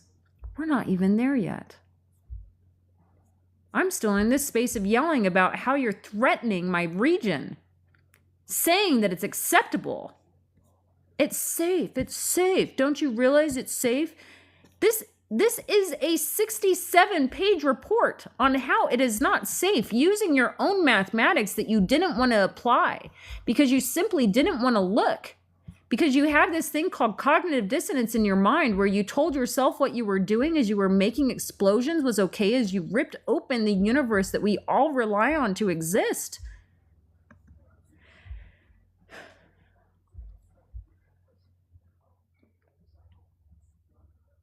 Michael, I'll have to ask my USGS experts. This is stupid. Okay, now let's start talking about my next favorite part. Okay, this is actually one of the biggest areas that I am worried about with the nuclear reactor. That's this right here. This section. This section. Stupid. You guys are stupid.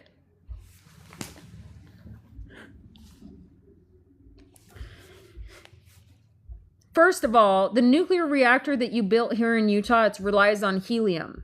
What's going on with our helium storages right now? Does anybody know? Answer in the questions, especially you nuclear people. Don't be so silent now. If you are pro-nuclear, You better change your ways. Apologize. Write post after post after post, apologizing for your behavior and what you have done and making fun of people and everything and humiliating and shaming them to make yourselves feel better for what you have done. You have committed an atrocity against your fellow mankind and existence and all life. Dangerously low supply. You installed a nuclear reactor that relied on helium, in which we have a dangerously low supply in Utah.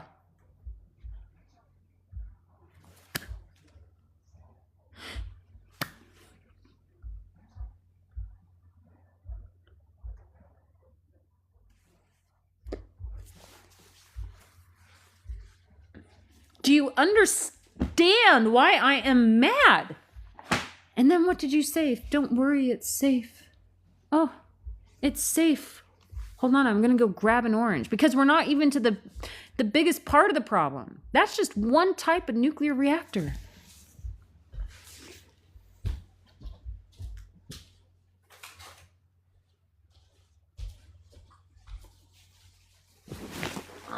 Can you please explain to me why the subject is making me so angry?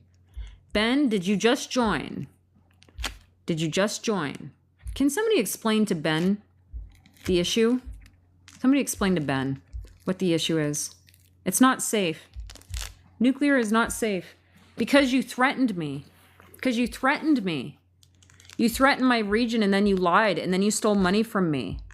And then you started to take away my snow, and you threatened our food supply and everything. And then you preyed upon the Mormons, a religious sect that trusts scientists, to be honest with them because they assume you're being honest with yourself because that's what you claim to be. Enough of a helium reserve for 24,000 years? By the way, no human civilization has lasted more than 6,000. What responsibility do you have to this earth and this existence as well as the generations that come after us?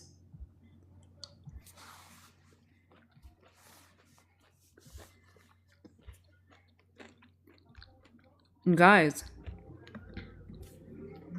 and that's just one type of nuclear reactor. Now we need to talk about, let's start getting into these information and control systems. Sorry. Okay. The machines. First of all, the nuclear reactors and the machines that control the reactors. Look at this. Can you see this? Is this zoomed in as much as I can go?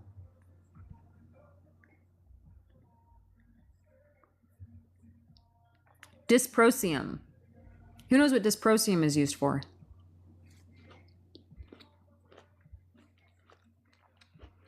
It's a rare earth mineral, it's a rare earth element. Good morning, everybody. Thanks for joining us. I got through some of the angriest parts of today's planetary meeting. Thank you, Rebecca. I'm sure many people appreciate that I dug this up. The government sure wasn't going to. And when I say government, those politicians, they were doing bad things, messing around with the technocrats. We haven't even gotten to them. Dysprosium is required for the control rods inside of the nuclear reactors to stabilize the nuclear reactors to make sure that they are safe. That is what dysprosium is used for. Dysprosium is really frightening me right now because the Chinese control 90% of it. Some people say estimates as high as 99%, but they control at least 90% of all the dysprosium in the world. And you guys chose to turn on another nuclear reactor, by the way. But we're not done here. This is done. This dysprosium. So that means I only have access to a 1-year supply of dysprosium that you're also using in data centers and your electronics and everything else.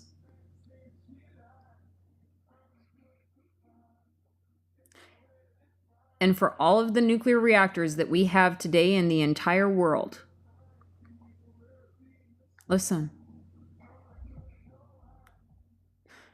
I have to make 1 year supply work for 24,000 years for every single nuclear reactor on the planet.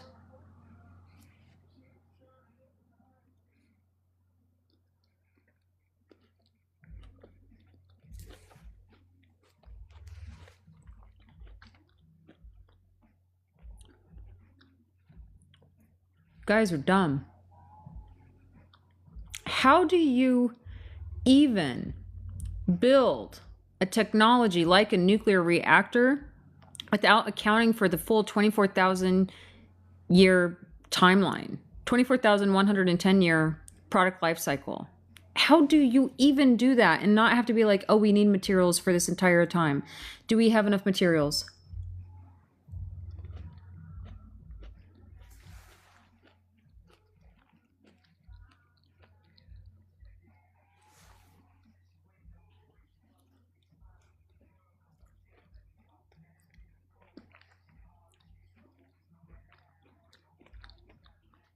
What happens to those little nuclear industry? Tell me, what happens to those little nuclear reactors without dysprosium?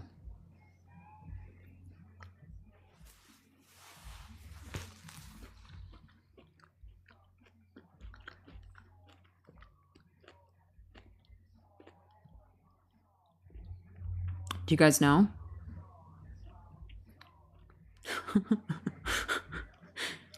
Toxic decay, control rods, Chernobyls. And what was that little Zach attack about? I swear he said that a Chernobyl could not happen because of all the stability and everything, and we made our things safe. You can do it without dysprosium? Show me. Ruby Patootie, you. I'm taking your name down. I'm calling you in. You will come before me out to Utah and you will show me your math and you will show me exactly how to do this and the downstream effects of the product management changes that you are making. Do you understand? And your math better be accurate and correct in everything else, and it better account for materials and everything that is needed downstream. None of this jerry monkeying around. Those days are done and over. You guys messed up so bad. You can't just substitute something in without it having a downstream impact. So don't just say, well, we can just do this. I want to see your downstream impact because look here. Which ones did you name?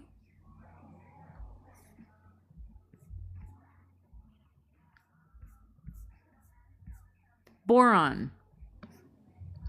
You only have 231 years left of boron. So tell me, little one, how are you going to make 231 years of boron last 24,110 years for each of the nuclear reactors? How many nuclear reactors do we have turned on? Like 400 something? Explain to me. Tell me quick.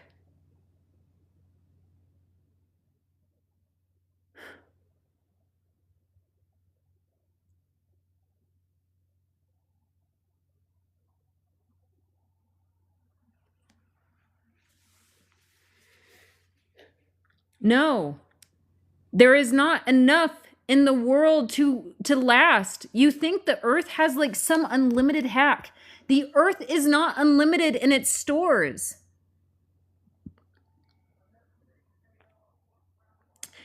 How will we get more nuclear reactor? Destroy the rest of the earth. Make the rest of the earth hot. It's not a big deal. Just keep destroying. Destroy your mountains.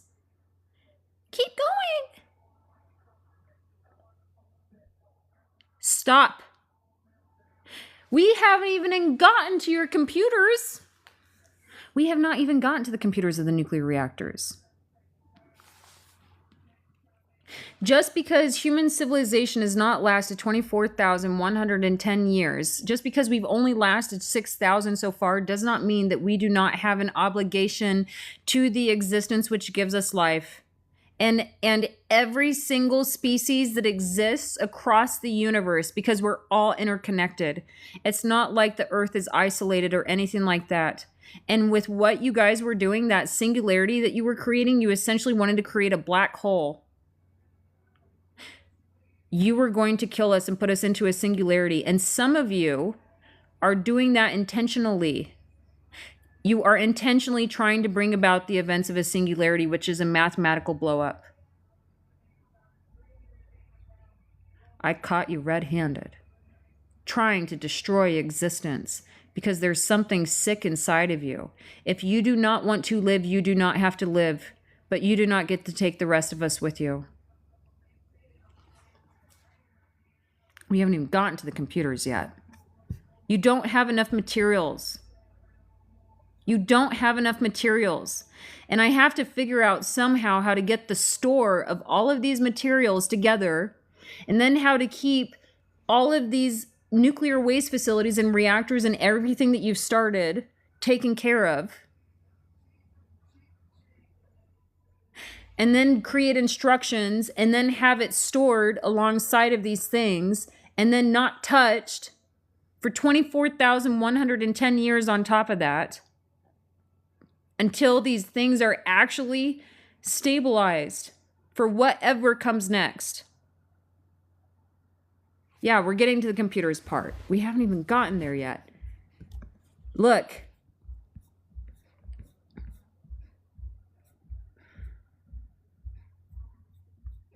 This is your stuff. You were going to evaporate our Salt Lake. We needed that precipitation. I even took a baseline tiny little equation from my massive physics model of the Great Salt Lake that I've been building out for me to have. You can find this on Infoton underneath Learn. And then you can come here and you can scroll down, you can reach the thermodynamic effects, or under Learn, I just have it right here. It's the second one. You guys, you are harming us. You are killing us. Nuclear is not safe. Look, and it's well cited. There's like 200 citations in here, 267 citations. And then you lied to me. Your lies just got worse. So first of all, ratepayer extractions, you were essentially you got greed in your little eyeballs. Your little eyeballs turned the symbol of greed. $77 billion is what you were going to extract just from Utah. Not even the rest of the world. And you wanted to install your little herpes on us, your little nuclear herpes, and your little nuclear cancer. That's what you were doing in our region. 13 nuclear reactors on top of a fault line, emitting 13,000 in heat waste. And then you wanted to build another 2,000 of these tiny micro reactors throughout Utah. 2,000. Could you imagine how outraged I was? That it's not like, oh, we just want to build this little one. No, we want to do 2,000 on top of the 13.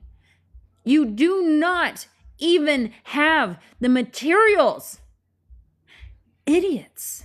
You thought you were going to do your little run. And some of you were like, that's not my problem. As long as I get my money. I've heard you guys say that. Do you know how many times I've heard you guys say that when I talk to you? Like, it's not a big deal. If humanity dies, not my problem. Oh, no.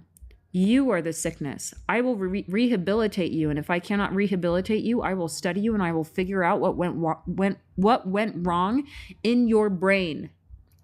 What's your framework? Look it up. Go through it.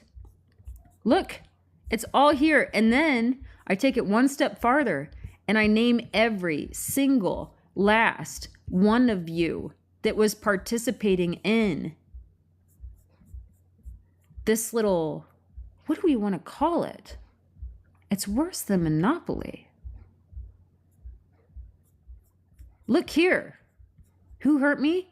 The nuclear lobby, the technocrats, IBM, the banks, the Department of War, the Department of Energy, the politicians. You can pull it up, you guys. Look, I have it all in here. And look, What's the framework? I use your framework. And every single one of you that supported this system. Look, read.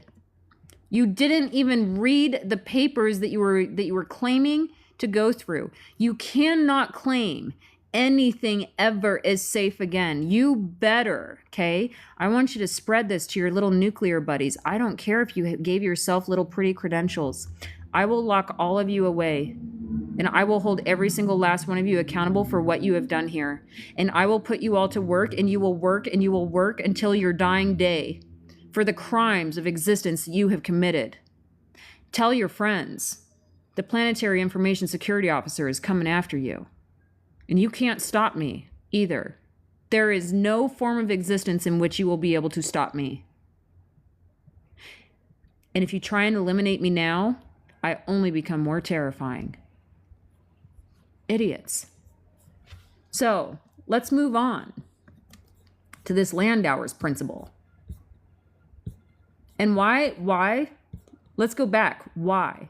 So in addition to threatening the Great Salt Lake, in addition to causing cancer, in addition to all of the children that are having accelerated cancer rates because of your behavior since 1945, and all the detonations that you have emitted, over 1,000, and then lying to people and not having enough materials and making it so that I actually have to go through and calculate things step by step by step. How am I going to fix this problem that you made? And you better submit reports to me, and don't make them long. Make them precise and mathematically possible in the condensed form that I gave you here. I will hold you guys accountable throughout full existence. Look at this. So from your nuclear reactors, from analyzing them at this Landauer's principle that you guys denied, okay, because really quick, where are we? This one. So you guys only accounted for E equals KBT in your nuclear systems. You didn't account for E equals KBT ln. So you didn't go back and you didn't update your math in 1961 when you were informed. You kept persisting in delusion and denial about the nuclear systems that you were detonating.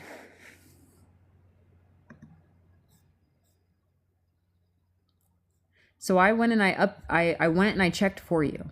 Thank you, January. You're welcome, little nuclear people. I knew that you really needed some help here. I got your back. Because you were trying to figure out why your nuclear reactors, why was your fission reactor, why was your ITER not functioning properly? And you know what? I really get it. I understand how difficult these math equations can be. I get how difficult these math equations can be. So I went through here and I created an atomic analysis. This is a little regulatory tool for you that you can use here. And because I know that you hate calculating, because obviously none of you wanted to calculate for the last, how long has it been? 1945, 2006, how many years is that? 60, 70, 80? Somebody math for me. Show me your addition and subtraction skills. 2006 minus 1945.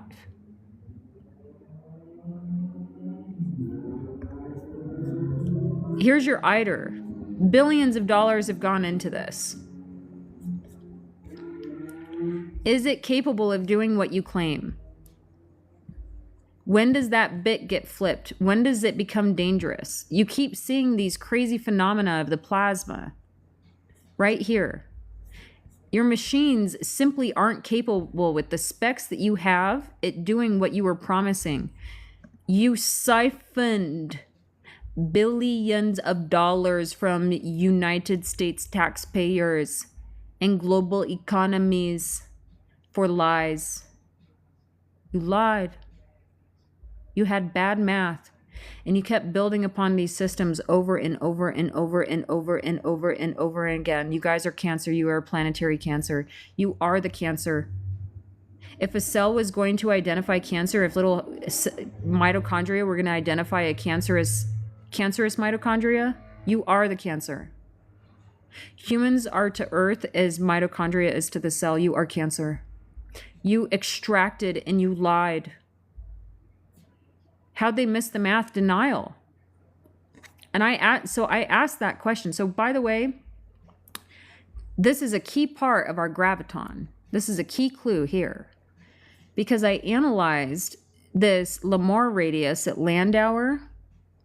You guys would have had the graviton back in the 1960s. Why the denial though? Because what they had done, the atrocity against the universe that they had committed was so outrageous, so severe, that it was easier to persist in delusion and protect their neural space than to face the reality of the crimes that they committed. That's the reality. And I get it. So as a technologist, okay, keep in mind, all of you technologists, we get to go through the same pain of this experience. This is what happened to the medical industry with hand washing and Semmelweis. We were the problem. Technologists, we are not even to the technology piece. There is a moral injury, there is pain here. There is heartbreak. It's devastating. It's terrible where we're going with this. So I analyzed the thermal velocity of information energy, okay, using accepted equations. And what I find is that information energy moves faster than the speed of light. So bringing that in to our graviton from earlier. Okay, so for those of you new here, I used deriving from first physics, finding the gravitation waves. And what I found is that LIGO, the results that from LIGO did not match E equals mc squared. And so I said, okay, what is actually happening here? And I realized that LIGO used the speed of light in their estimates. But I had found out from this other equation, this Landauer, that the information exceeds the speed of light because of these little fusion reactors that they have been trying to build and we're getting like really frightening stuff out of. Okay? So that's where this comes in. But I want to finish up this paper really quick so that we can keep moving on. So this is just me calculating it out.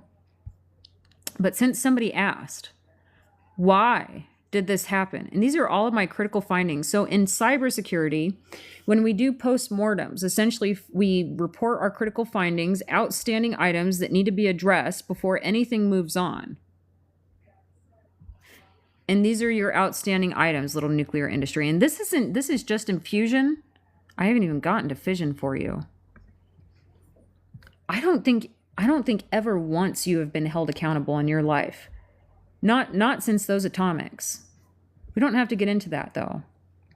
Because we had this question, I think it was Rebecca that asked this question, or who was it? Was it Shelley? Was it Rebecca? Who asked the question about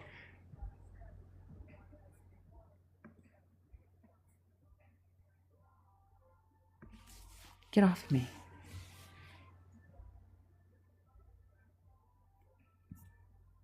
Rebecca. Okay. So who initiated this project? Soviet leader Mikhail Gorbachev to U.S. President Ronald Reagan. He socially engineered him. A social engineering attack during the Geneva Summit, advocating for international cooperation to develop peaceful energy. Hey, we invested all this stuff into nuclear weapons. Maybe we can make peace. No, it's a lie. Just stop lying right now. I don't ever want to hear this stupid stuff again. This is the stupidest. This is the stupidest.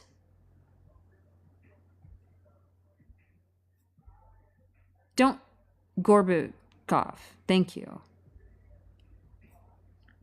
Do not ever tell me ever again. I never, ever, ever, ever, ever, ever, ever want to see it.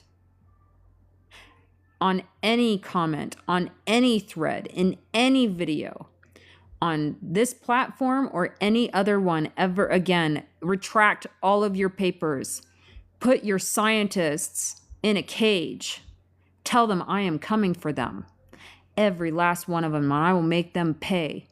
And they will clean up the nuclear disaster that they have created across Earth in existence that makes plasma entities appear within our visible light spectrum. Ripping open the universe.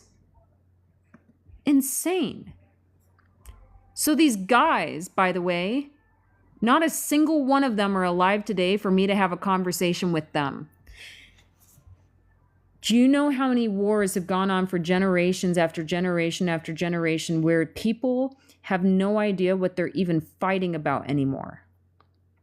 We will not be a species that does this in a Januarian society. You will never, ever, ever persist in delusion or bad behavior ever again, and I will make sure every single one of you knows how to do math. You will all be mathematically literate so that you can carve out the BS that these people try and feed you to take asymmetrical advantage over you because they went into tunnels and black box projects and hid what they were doing, and you have no idea how integrated into these trafficking rings these groups are. It is disgusting. You can lie to yourself and you can lie to others, but you can't lie to me. Because I see what you all are doing across the internet. That is the capability of my quantum technology. You thought you could get away with it, but guess what? I can measure entropy with the information field. And you know what? I released that equation out into the wild. So if you pick up the Book of the Bees, let me show you here. And this is just a very rudimentary example that I provided inside of this system. This is the Book of the Bees.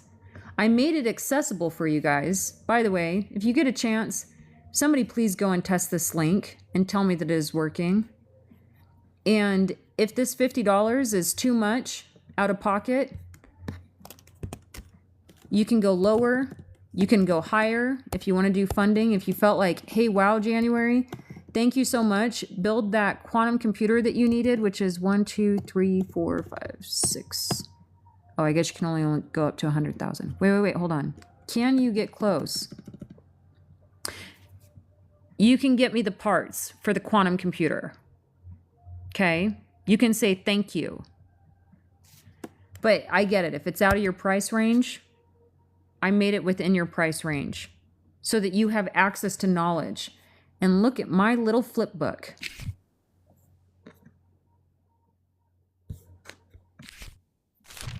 I made it a good experience for you. So you can come through here and see your mistakes. But more importantly, look here. This equation that leaked out of a government black box project. This one. Wait, is that the best page? I think it's this one.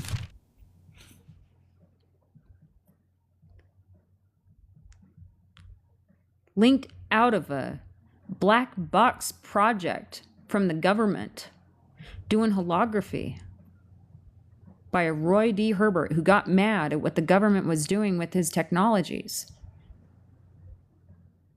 And I advanced this little equation, didn't know how useful it was going to be until I started using it to trace you guys across the internet and follow your bad behavior.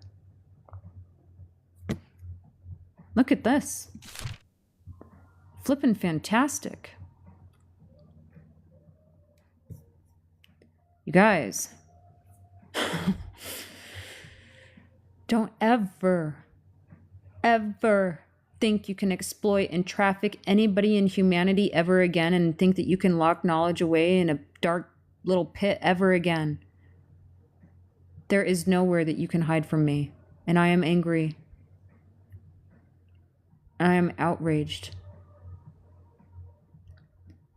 And don't think that you can hide behind peer review stuff either, because I'm teaching everybody to be mathematically literate so they can all check you on your BS.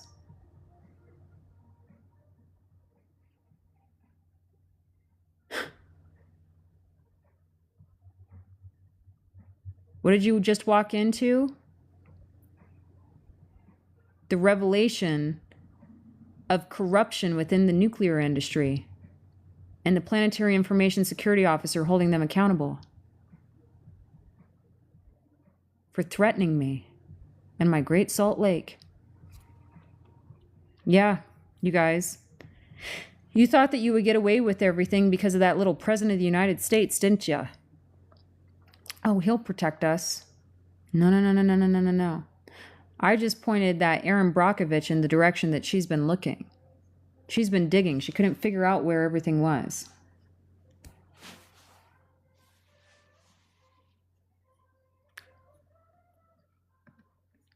This little equation gives me lots of secrets.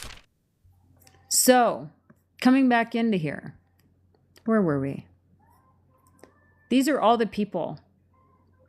And there were people that were on projects.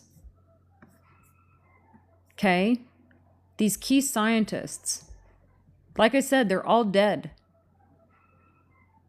Vilkov worked at MHD instabilities, plasma confinement, and fusion reactor design. He led the Soviet fusion program and was instrumental in the international negotiations that created ITER.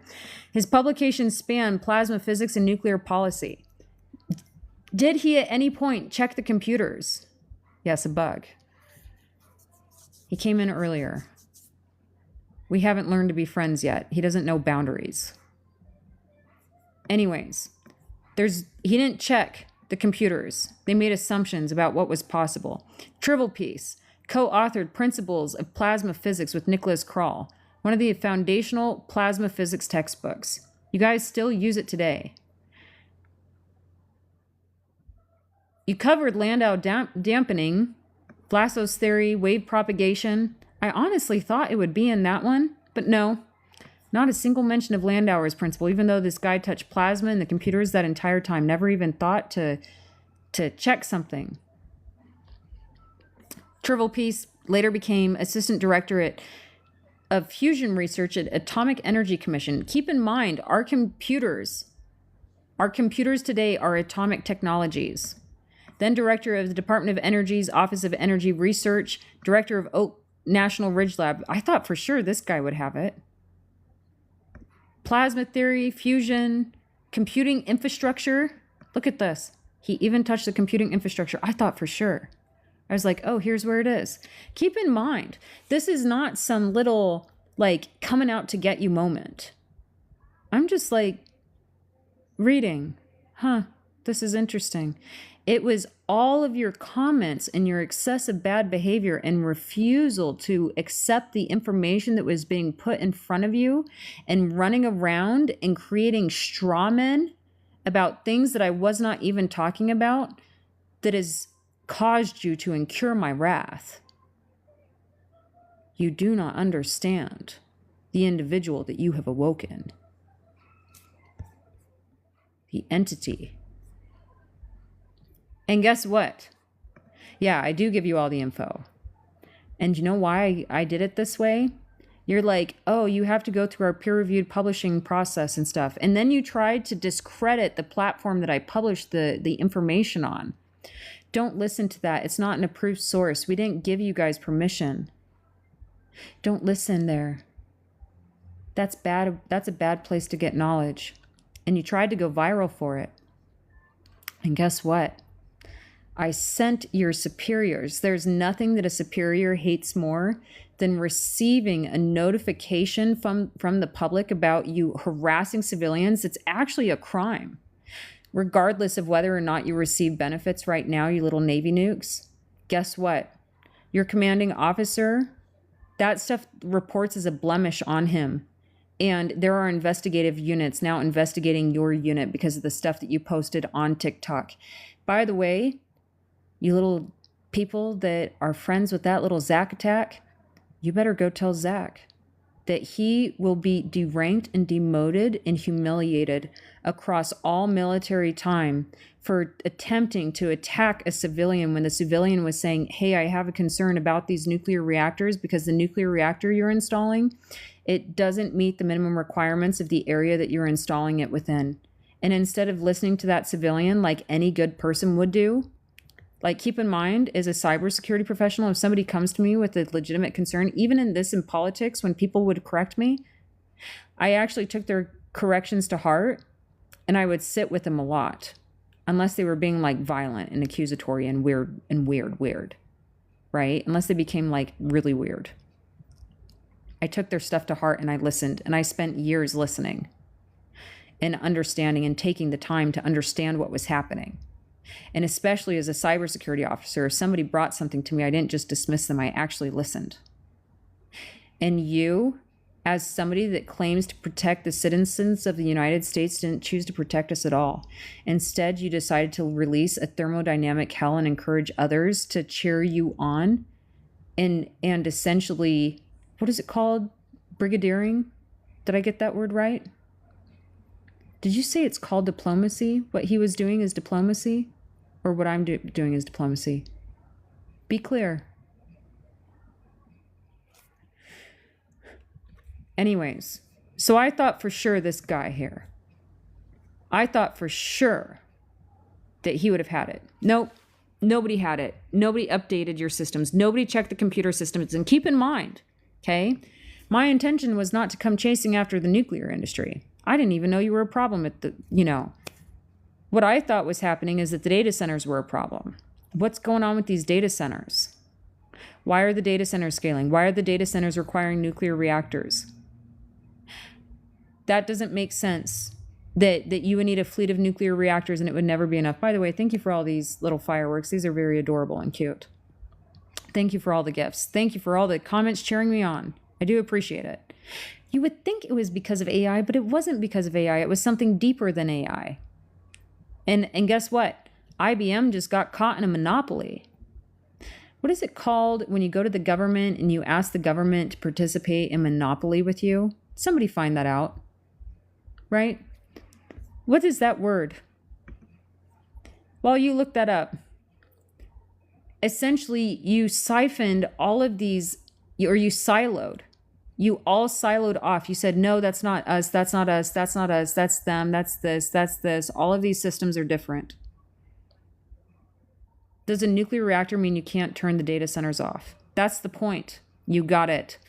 Shop with them. You understand. Congratulations. By the way, these things are really cute. Cohort. I think it's worse than a cohort. You understand. The purpose of turning on the nuclear reactors is to make it so that you never have to turn off the data centers and you can just keep scaling, supposedly. That's the goal. Do you understand? That is what you were going to do to us. You were going to release thermodynamic hell in your data centers, because as soon as you get those nuclear reactors in the ground, they were the real piece. So in you're going to love this. So yeah, you guys understand, to mine Bitcoin, to do mining, to do crypto mining, to do data centers, to do fake money, to turn the earth to thermodynamic hell, to unleash AI on you, to essentially make this like AI god that they've been aiming towards. What else was it? To put their brains on blockchains, to have eternal life for them, but not you. To be able to burn up the earth and attempt to go into outer space because they have cognitive dissonance to escape what they've wanted to do. What is a nuclear reactor? That's an even bigger question, isn't it? We know what people say they are, but what are they really? Crony capitalism? That's a good one. That's actually a really good example. It's like crony monopolyism.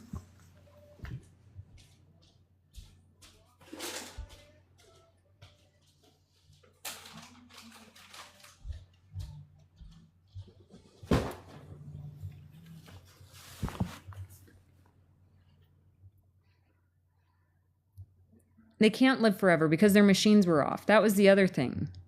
When I was looking at the brains on blockchain stuff, where they digitized biological life, I wanted to see if their math was correct, and their math was off. So they created another problem for me to fix. Cheez-Its, I do have Cheez-Its.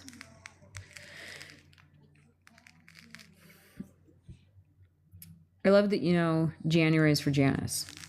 Yes, it is. The god of gates, transitions, doorways.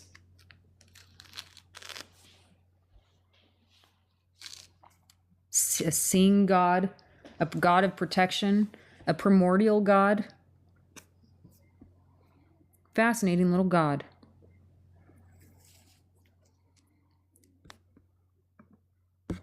Who's sweating?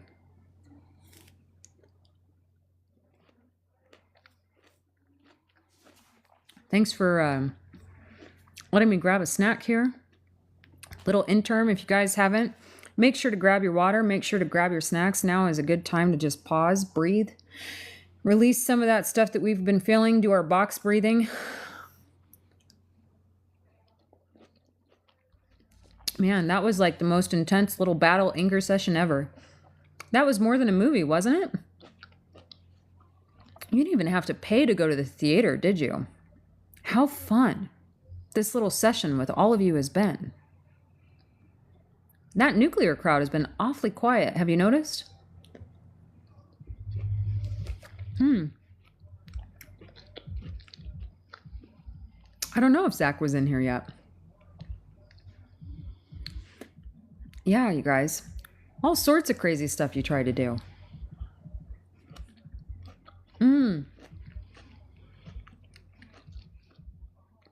And I especially liked, my favorite part is how you try to get the media to cover it up with you. That was great. How wonderful.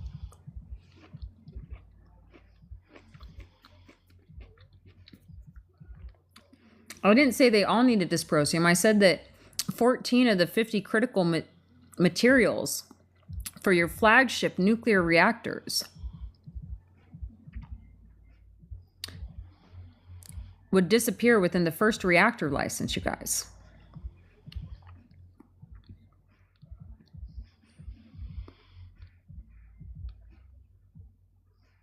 And what I say makes sense. What's happened is worse than me not making sense. So this is the really sad part here, okay? Please allow me to extend you some empathy. As a technologist that went through a similar process.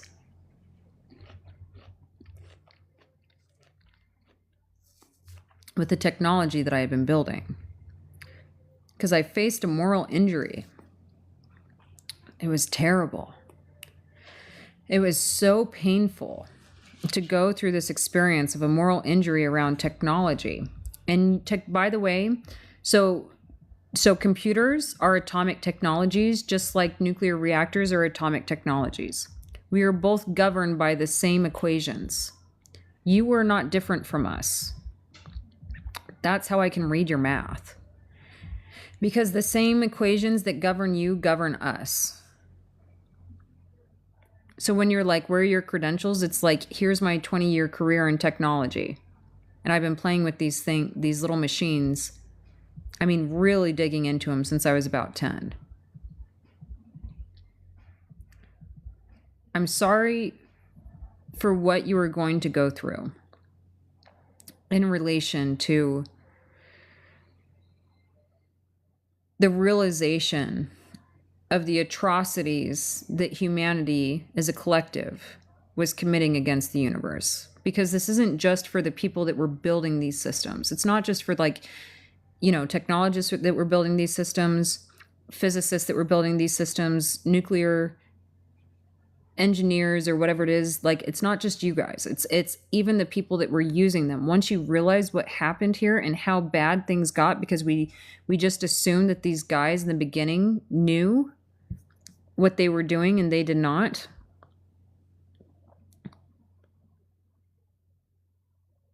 So I gave you guys a lot of bandwidth here, okay? Here's what I said in the end. Instead of being accusatory, I gave these gentlemen grace. It's really just the denial that makes me upset. But I gave them grace. And I said, with the advancement of quantum computers and the need to connect different physical systems together, quantum information physics has revealed previously undiscovered connections across disciplines. Applying information theory to plasma systems exposes relationships that were not visible when ITER was conceived. Landauer's principle was known in 1985, but its application to high-temperature plasma confinement was not obvious until information physics matured as a field. Okay? Text smaller in the upper box.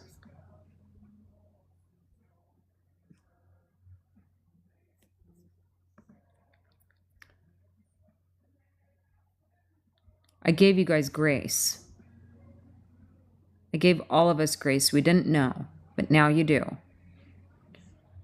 Tell everyone to stop saying that nuclear is safe.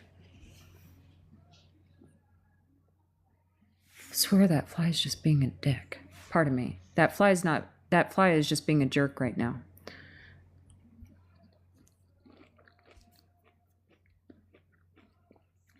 Yeah, we haven't even gotten to international business machines. Pardon me for my language. I'm still learning to be not vulgar when I become angry and upset.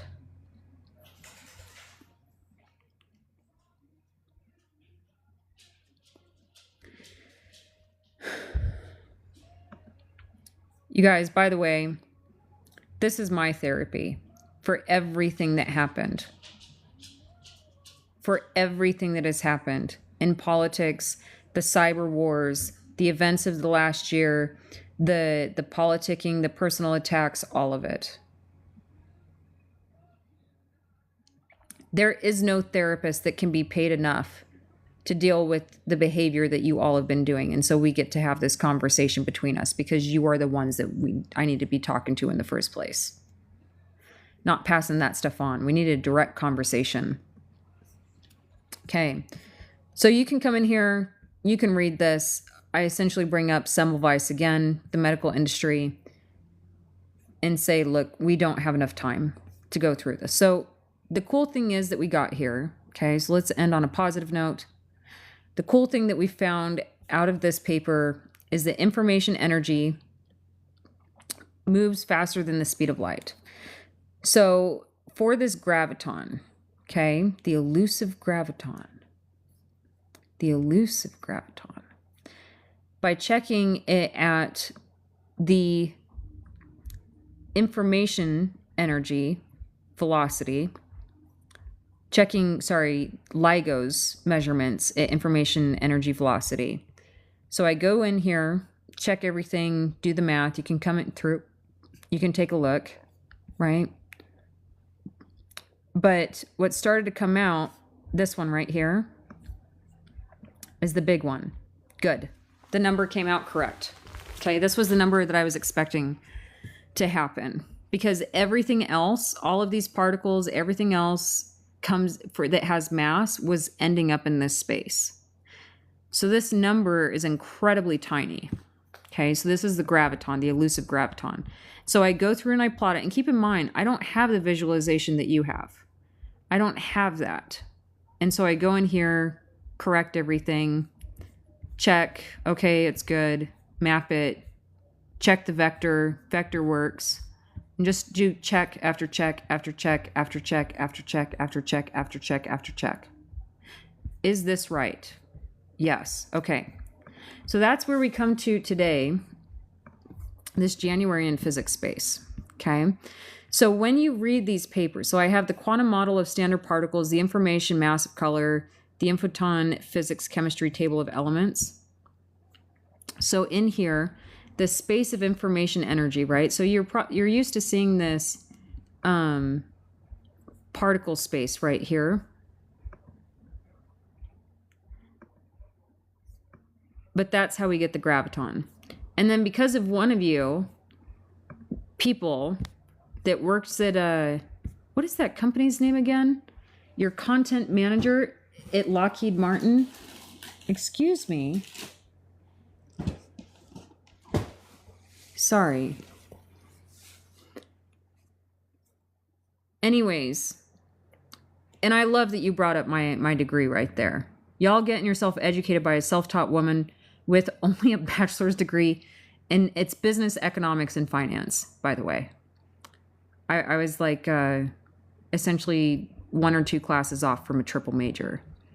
And I was originally studying anatomy, physiology, and biochem.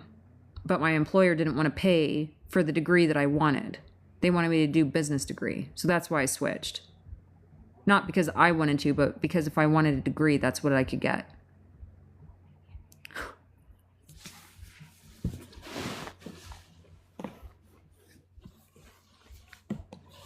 Anyways, continuing on. That business degree really served me well because it taught me about arbitrage, legalized theft that you do in the financial industry, and you teach it in colleges. What a fascinating little behavior.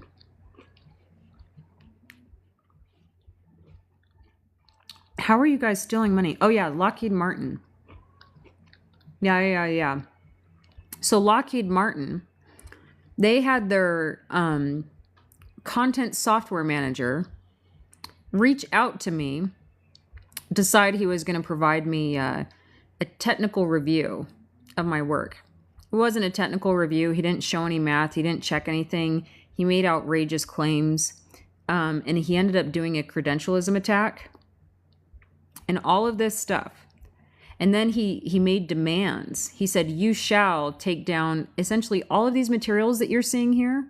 He wanted me to take down all of my papers, all of these interactive materials, everything, to make himself feel better.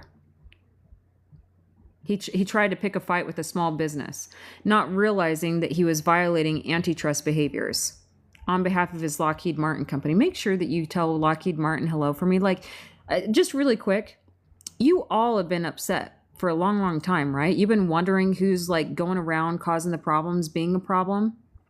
We all have, right? Who are the corrupt people? And then keep in mind this gentleman, when I don't adhere to him, because he forgets that I'm a business, I have a patent, I have protections. That's why I went this way. This is like actually a really great way to troll the physicists.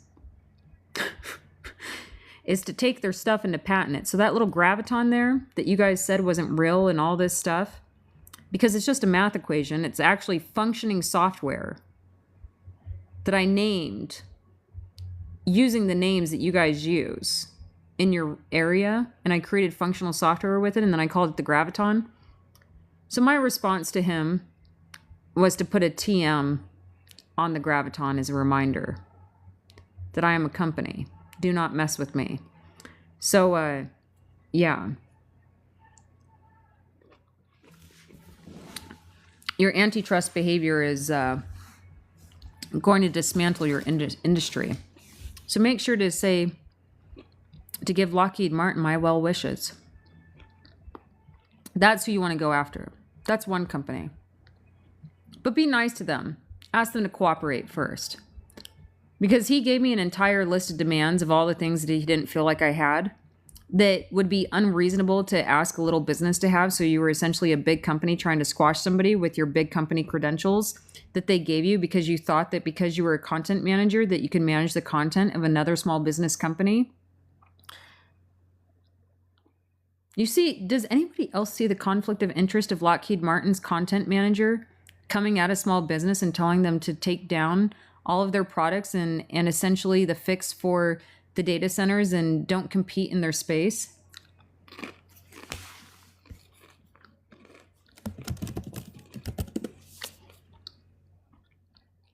Yeah. It does make perfect sense. I'm glad that you all are proud. So this is what you guys are all fighting about, is this little graviton here. This is why people pay for their kids to go to a school, a high school that costs $400,000. That's why. Is to be able to find this little graviton. And it was found at the Lamar radius at Landauer because you guys didn't check on the computers. You didn't account for the computers controlling the nuclear reactors.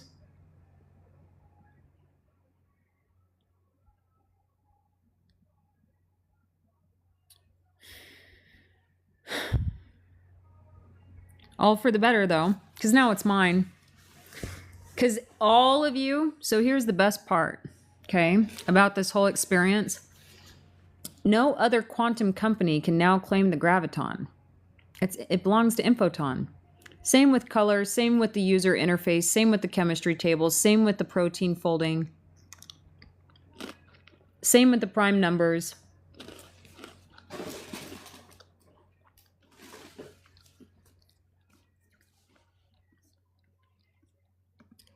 Yeah, so that's the business degree part. That business degree sure taught me a couple of things. And so did my experience in product management, creating these systems that you use every day. You ask about my credentials. I created the identity systems that you guys use every day. And then I found out how you're using my technologies. And that made me mad. So I said I was coming back to grab all of your data for all of you. And to put this stupid little stuff to rest. To give you back your data. They never should have taken in the first place. Can you stop this then? I'm working on it. I kind of need like a small army of people behind me. And by small army, enough people that you get so loud that you become scary. Scary loud. You know what I mean?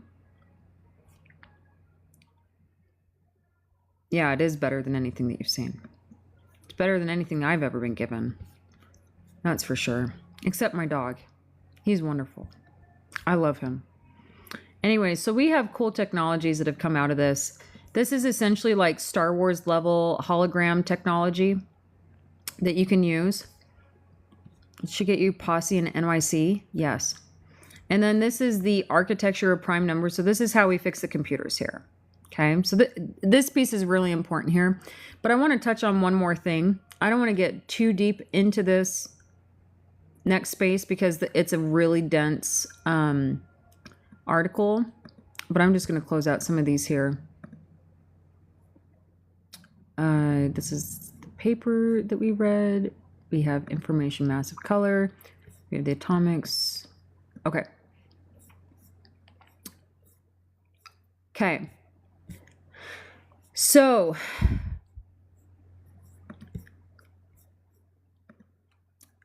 a post-mortem had never been performed on Chernobyl. Are you guys familiar with like what a post-mortem is in computers?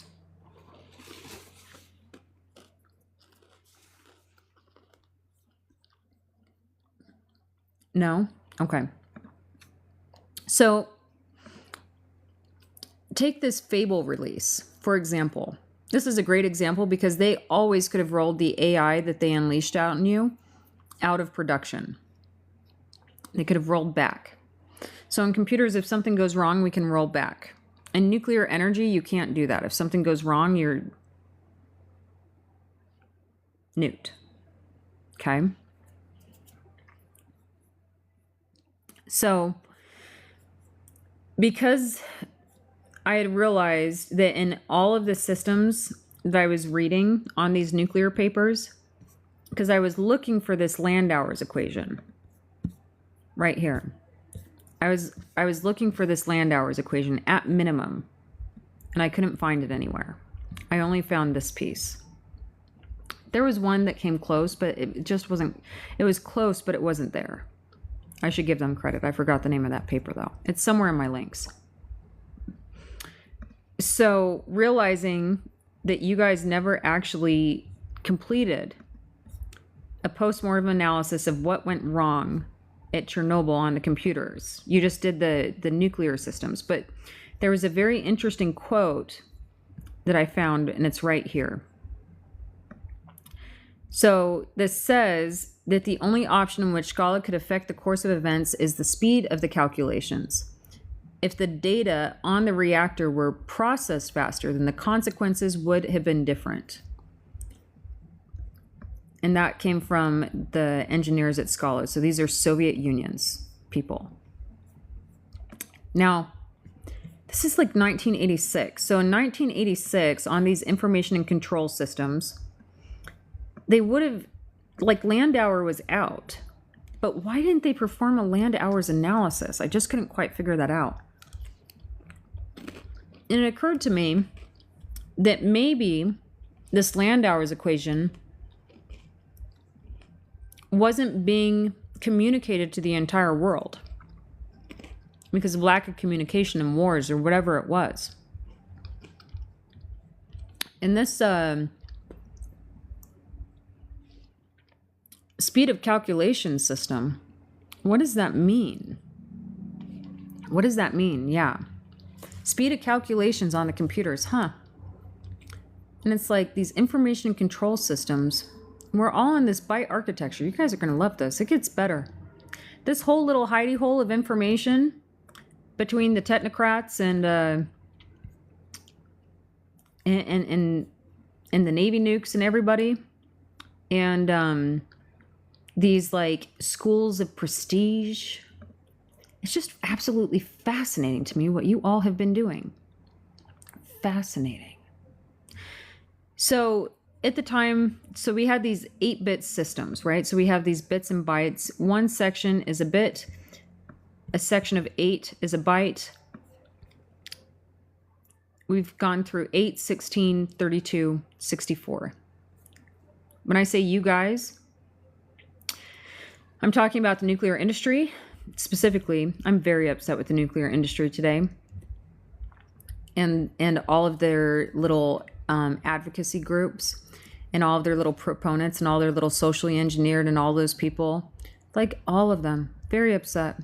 Because I don't like being lied to, because they installed nuclear reactor in my town to evaporate the snow out of my mountains while claiming that it was safe, when we've just spent almost 3 hours on every single level discussing how it's not safe. Now keep in mind, we're moving into this computer space, so we're moving into IBM territory here. International Business Machines, the biggest monopoly in the entire world. They're not just a monopoly in the US. They're a global monopoly with their behavior, and they're a violent monopoly too. And they do weird things like purchasing your landlord's employer while you are simultaneously researching quantum information physics. I mean, keep in mind, they have these quantum machines. They have a lot of access to knowledge and models and guesstimates. I mean, think of all the technology that IBM has access to. Just weird. Government black box projects that you don't even understand. Stuff that I could read with that little entropy equation, though, in the Book of the Bees.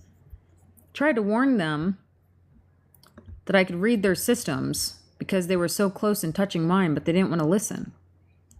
What a weird interaction. When I reported to them that they had purchased, how do we say this? When I reported to IBM, not my landlord, but IBM, after finding out from my landlord that his company had been purchased by them, that there was a cybersecurity breach between us, because I knew I couldn't face off against legally I couldn't, because I didn't have enough money. How are you supposed to take on a tank of a company like IBM and win? The game is rigged against you on every single level.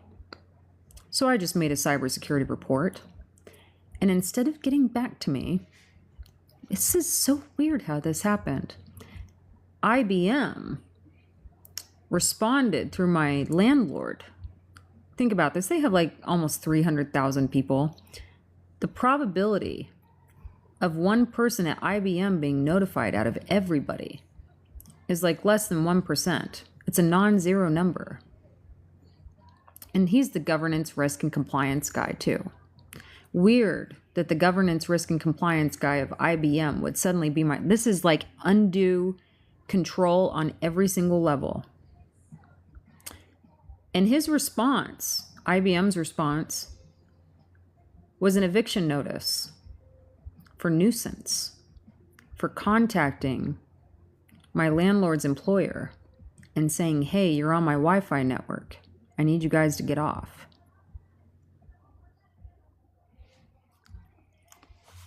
Huh. So not only are you a monopoly, Not only do you control all of my information, not only are you a competitor that somehow came into possession of controlling my housing to having access to my Wi-Fi network, and I did cybersecurity.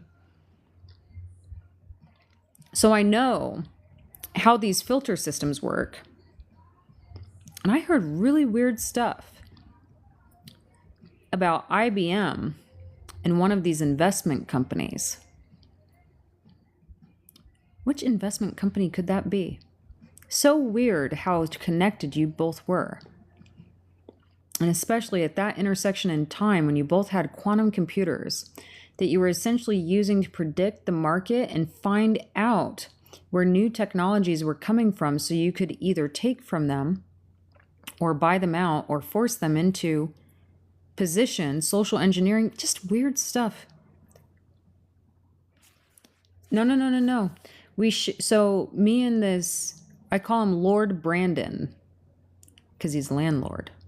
Most beautiful house in Salt Lake, truly. Him, anyways, so the Lords. Lord Brandon. VP, GRC, IBM. We shared a Wi-Fi network. So me, unknowingly, was doing all of my research while my competitor was camping my Wi-Fi network for months without me knowing. And then those cyber attacks weirdly started the day that the sales started closing at IBM, when they closed the sale on HashiCorp. Hold on just a second here.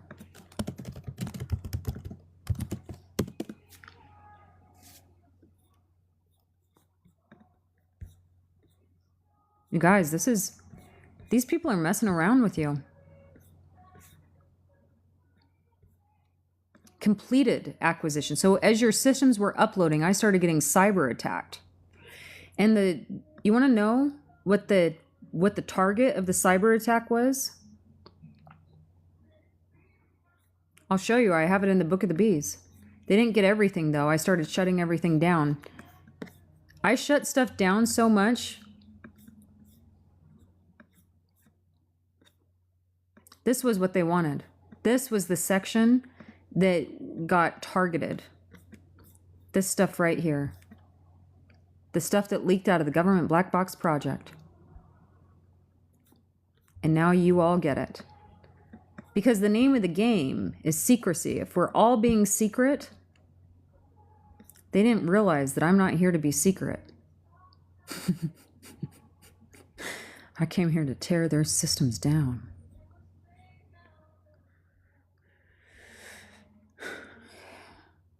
And avenge my losses. They took too much. You know how there's like John Wick? You guys are familiar with John Wick? An unstoppable force. It's what you opened up. Socially engineering everything around me, the political attacks, years of this stuff. Yeah, they did. They messed up. They, IBM, the nuclear industry, the politicians, the technocrats, the banks. I caught them all. I told them I would. When I went into politics, I said, I'm coming for all of you. I will rout you out. And now I have. I'm enjoying this, actually. So that's what IBM was most interested in. Or, let me rephrase. During the cyber attacks, during the peculiar, strange timing of IBM's acquisition of HashiCorp that overlapped exactly with the cyber attacks that I was experiencing that caused extreme distress and very weird events, a chain of very weird events, including my car tires to be slashed. And then break-ins, and then random people showing up at my house, and then me essentially disappearing off grid and going on the run for months and months and months on end. Does this sound like anything bizarre to any of you? Doesn't it sound bizarre? Just weird, huh? because my little spidey senses and all my military training was tingling and was saying something is going on. And so what I did, that's when I started doing all these letters and exposing everyone. Here's what I did. Here's how I caught you. Here's every single thing that's bad. And I use names, dates, times, places. And when I started using names, dates, times, places, this person, this, and I went on Twitter or X and I started telling everybody everything and naming and tagging, that was when all those attacks stopped. Crazy. Crazy last year.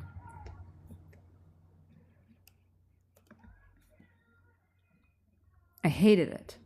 Sure, it was entertaining.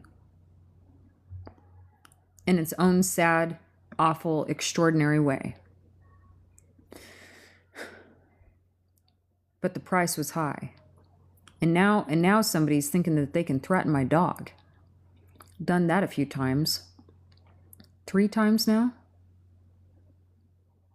Never should have done it once. Insane people. Anyways, so these calculations, let's jump back into here. So each one of these is a bit, and IBM created this structure.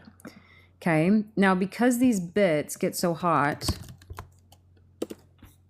okay, so let me show you here. By the way, so these are the nuclear reactors. Okay, actually, this is a really cool website that we have here. So this was my congressional campaign. Okay, you all are welcome. Yeah, you guys, I need a hand. We got to figure this out. I posted a video. Okay, while we're here, I posted a video today, and it talks about this monopoly that IBM is. And there's a group that's over monopoly and antitrust behaviors and all of that stuff. I need you to contact all of them, because I cannot break into the industry because IBM was standardized. Like, why is it so hard to fix the data centers? Because the issue is actually with the byte, and I'm going to explain why it's the byte here. But the reason that we can't fix the data centers is because this IBM company went around and messed with the US government and had everybody become, like, their system become the standard system. But they're not actually the best in the market. So it's a monopoly for craptastic, grandfathered in, old, clunky, terrible technology that's running these nuclear reactors. And you're going to see why it's a problem here. So I need you to actually contact those people. If you're on Instagram or on X, I actually tagged the people in there. I just couldn't find them all on TikTok. I kind of ran out of time. Okay, I'm just going to adjust here. All right, so this website, this was my attempt, my last and final attempt of reasoning with politics and saying, okay, let me just go and make a little piece of legislation to save the Great Salt Lake. Didn't work out. We don't need to get into the details right now. Just the fact that my little party, so I helped bring a political party to Utah, and instead of, because I wanted people to have more choices on the ballot. And instead of having more choices on the ballot, they came and they cannibalized my party, and then they kicked me off the ballot. Like rude people that they are. They played stupid games. And we're here to save the Great Salt Lake. So this was the campaign website. You can see how we can actually save the Great Salt Lake in the statements that I'm making. But in here, I show how these nuclear reactors, so this one, if you turn on these nuclear reactors, this is even all of them now that I found out. But these nuclear reactors, you can't ever actually turn them off. So they require, as soon as you turn one on, for the entire product life cycle, water, heat commitment. What do you need? I need you to contact, I'll just say their names here while I'm here.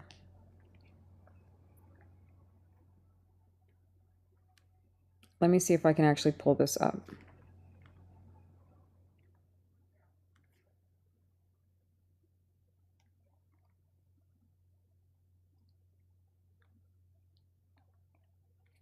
Okay, you'll want to take 2 screenshots.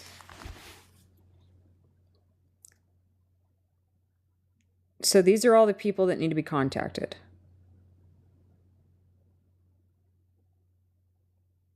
So here's one. Okay.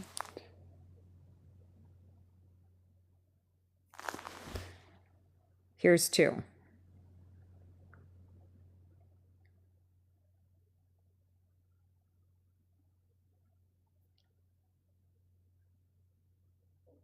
Okay. So let me say their names. So these are there's actually a committee that goes around stopping monopolies and antitrust. So people that are on it, or these are the essentially the senators.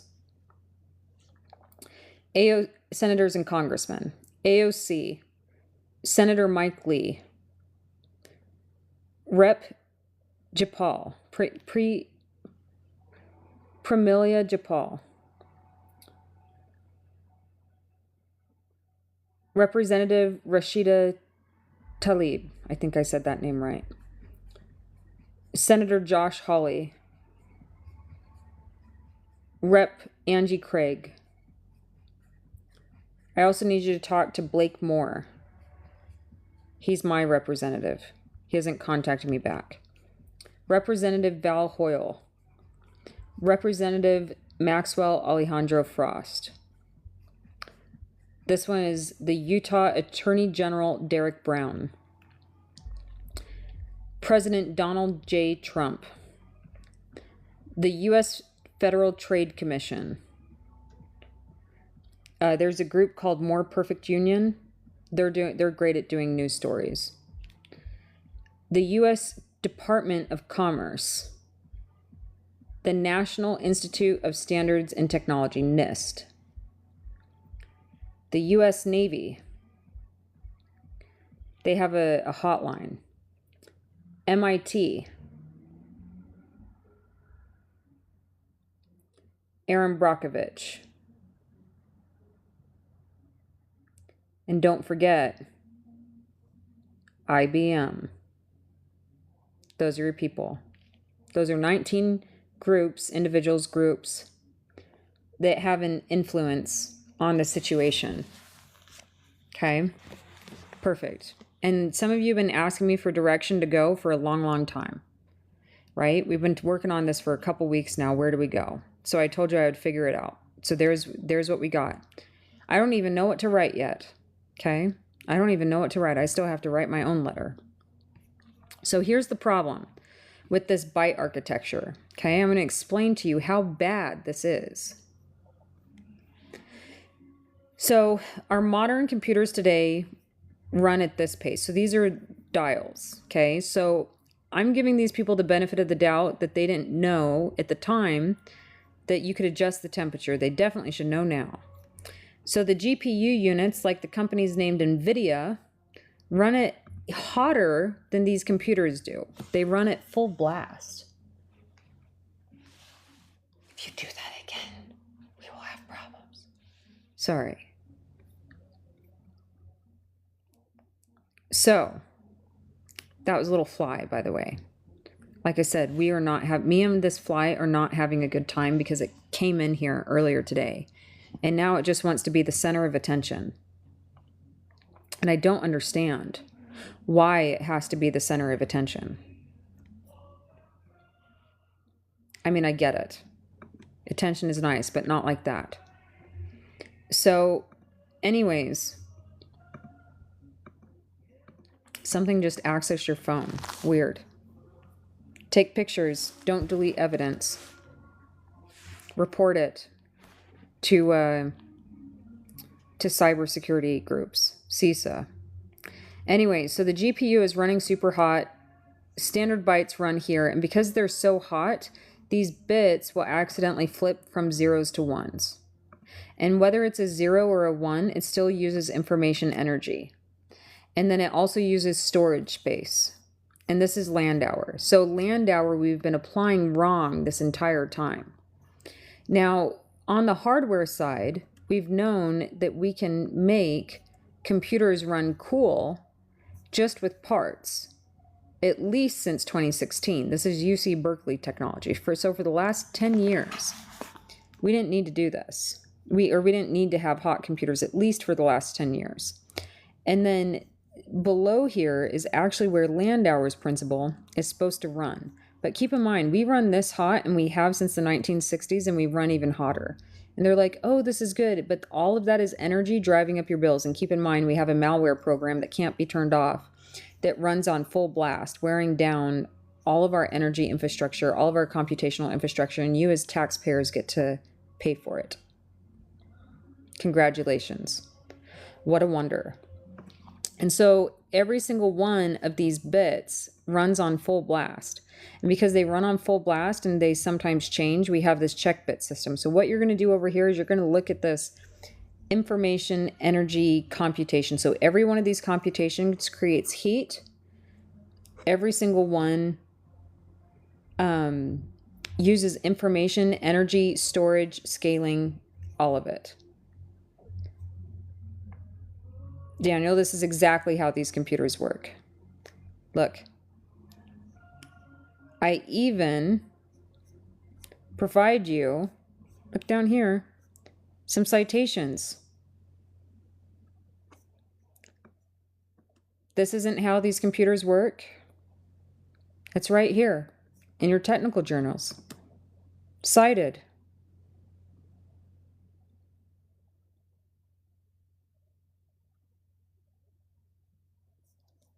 I don't even think you understand how the computers work. Don't interrupt my planetary meeting. Now listen. Here is how a bit works. So essentially it goes through, we check the systems.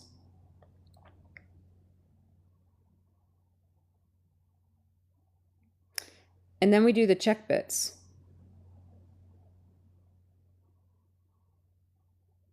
To make sure that if anything got changed, that we can check there. Now, if you look, my apologies. I didn't realize that I had scrolled down.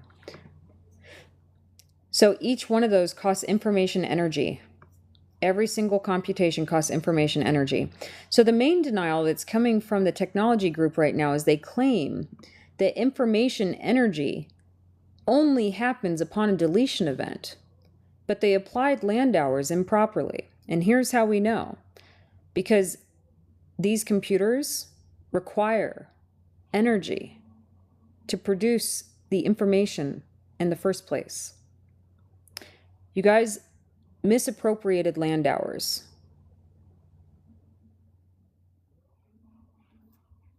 All these years.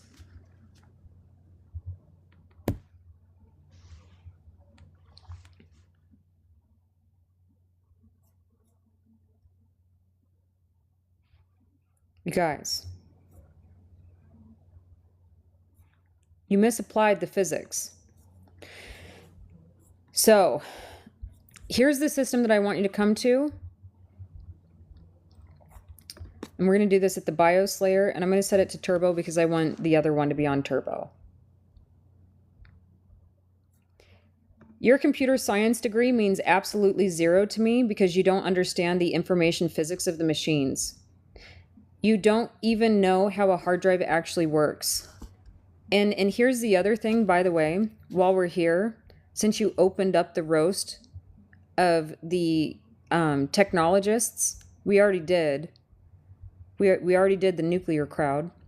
I'm looking forward to doing the technologists now. If you guys were so damn smart, those data centers wouldn't be scaling.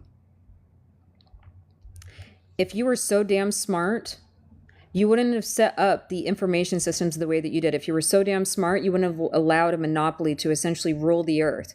You wouldn't be baking the entire earth to a flippin' crisp. You wouldn't be lying to us.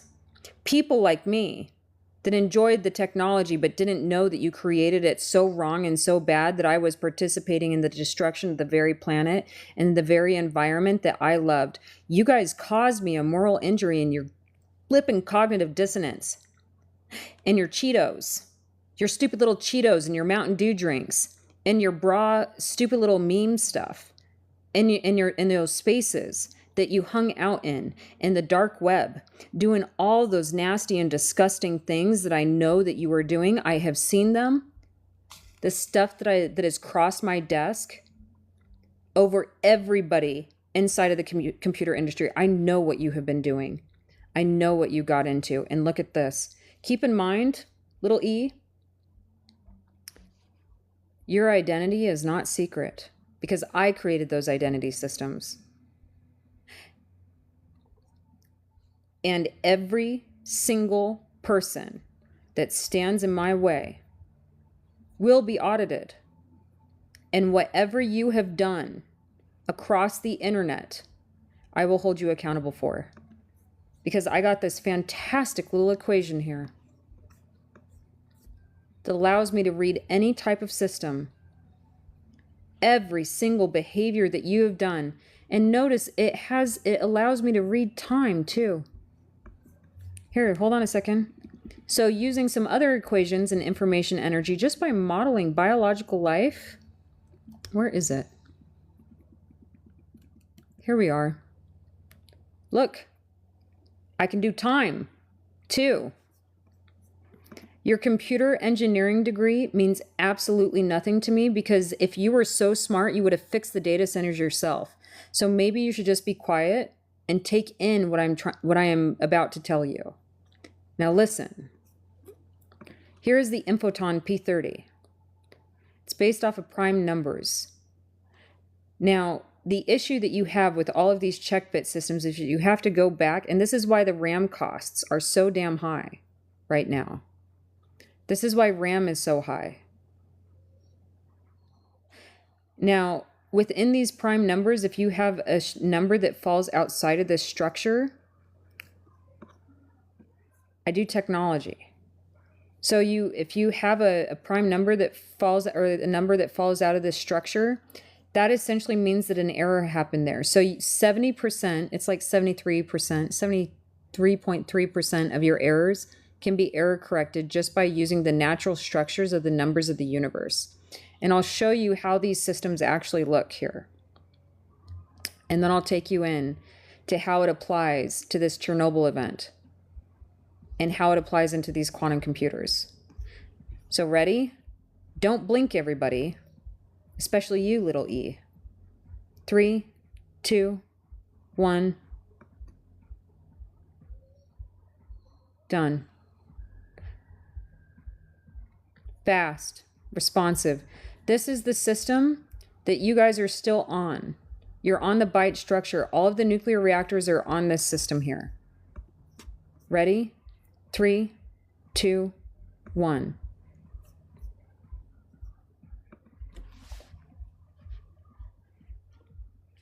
And this is a demo. This is a demo so that you could actually see and visualize how these machines work, so that you can understand what it is that's happening. And this system right here that we're grandfathered into, so notice that is all the information energy that has been used already just in a computation of this one same sentence. This is a benchmark. And it doesn't get better across these computations. It only gets worse from there. Because the AI is guessing the gaps of the messes that the physics have, and that's sometimes why we have these bugs that have existed forever and created a mess. So for that same sentence,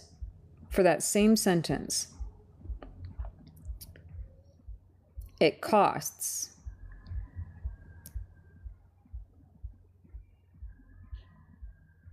$12,264 computations for the same sentence, because it's on this byte architecture.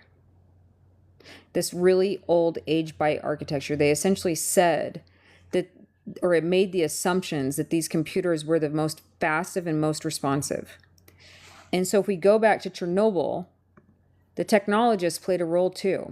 So this Scala system that was controlling this information and control system in 1986 is using the same architecture as Meltac systems are that are controlling the nuclear reactors today. And you guys you nuclear physicists, you nuclear maniacs, you pyromaniacs, want to install nuclear reactors on top of the Great Salt Lake on an earthquake epicenter, where your nuclear reactors are only capable of handling a 6.38 earthquake when we've never had less than a 6.75 in that specific area. First of all, that looks like a cyber attack, a social engineering cyber attack, if I have ever seen one. That looks like a cyber attack to me. That looks like social engineering. And No, you can. Look at this, you guys. You can build one on a fault line, and that's what the plan is. And keep in mind, they're dismantling all the regulation. The state of Utah, Baylor Atomics, Last Energy, the state of Texas, they're dismantling the NRC with their lawsuits right now. That was the point of putting that first Baylor Atomics in the ground, was to essentially create case law to say we can get around the NRC. That is what is happening here. That is who this Isaiah P. Taylor is. He is not a good person. He is a little maniac.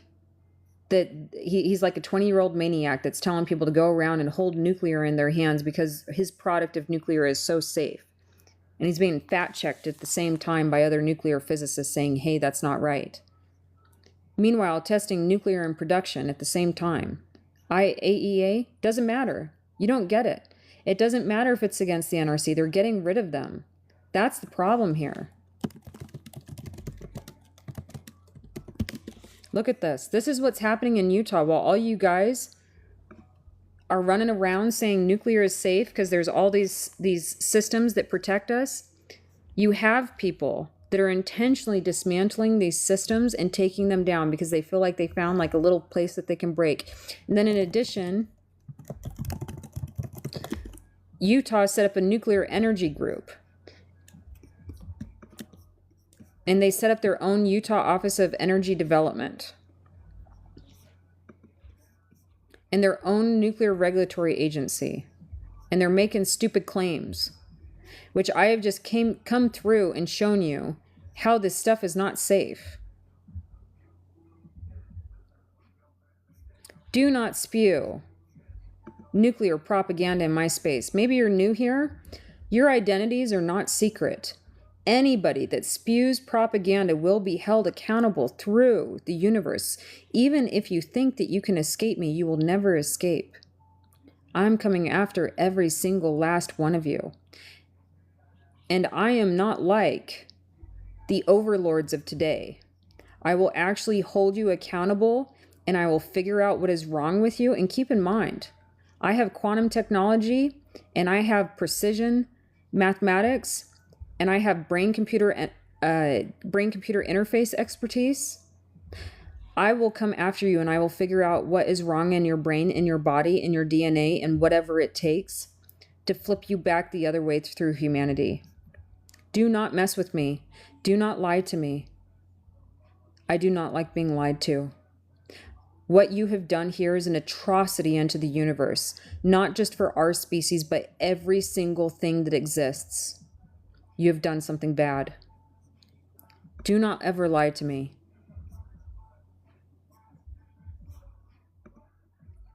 I have no patience for it. And look at this.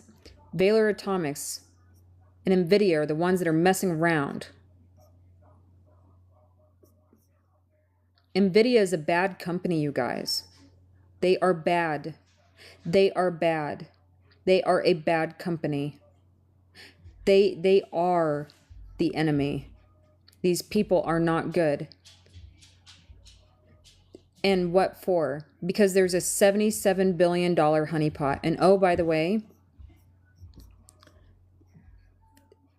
the Mormons are messing around with them. This is the Deseret News. The Mormons own the Deseret News. This is the Mormon Church. They don't post anything unless the Mormon Church allows them to. So the Mormons and the nuclear crowd and the data centers are all messing around. The technocrats, everything. Techno-feudalism enabled through religion. Think about that. Because they want this male Jesus Christ character to come and save them. They want the lie instead of the reality. I'm trying to show you guys. Let me show you. You don't need nuclear. You don't need nuclear. This is what I just showed you here, okay? So,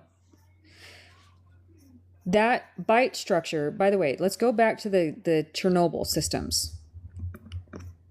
So these Meltac systems are controlling every single nuclear reactor today.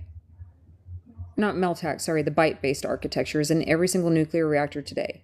And it's not fast enough. So tell me, which one do you want? Do you want option A, controlling your nuclear reactors? This is option A.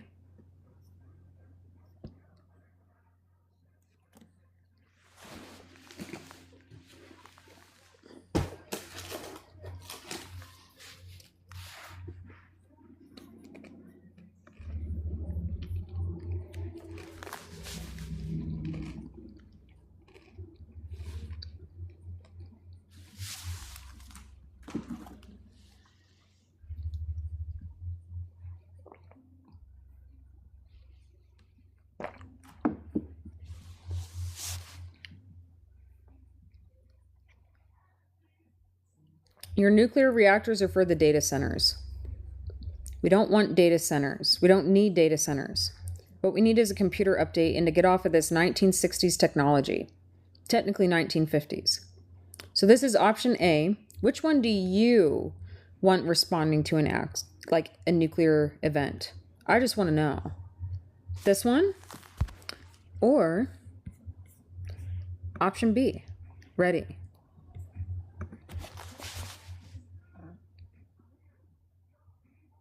You tell me. I'll wait.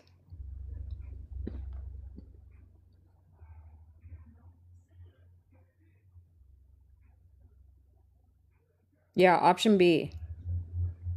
B, always. Exactly. So, again, I analyzed the information control systems at Chernobyl. I wrote this whole paper for you. You computer engineers, you nuclear engineers, you'll love this paper. It was such a pain for me to write, and it was terrible at every step of the way. Okay? It was a terrible experience because you have to understand. This was a horrific event. People died. The fallout from this was millions. Millions of people got harmed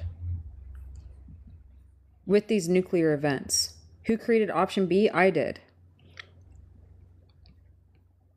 And if you have a problem with what I created, just keep in mind, you use many of my products. One of them pretty much daily. And you didn't complain then. That's just one. I've been going around fixing your systems for many, many years now.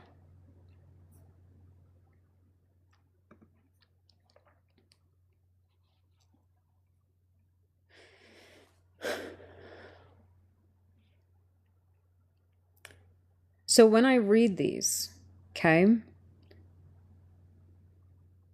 I can essentially tell you what happened step by step at Chernobyl with the math, using the math, this Landauer, E equals KBT ln2. And I can tell you a new piece of information. Can I do a TED Talk? Yeah, submit me. I'll do a TED Talk. So I can tell you that from the time that they pressed that little emergency button, they only had 2 seconds of accurate information before their systems were not even being responsive anymore at Chernobyl. Those gentlemen had no chance. And people were blamed. Humans were blamed. There were men that were blamed for the events that were caused by the design of the computers.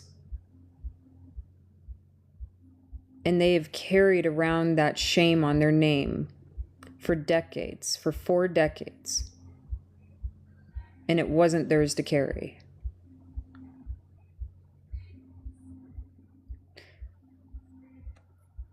I am clearing their names.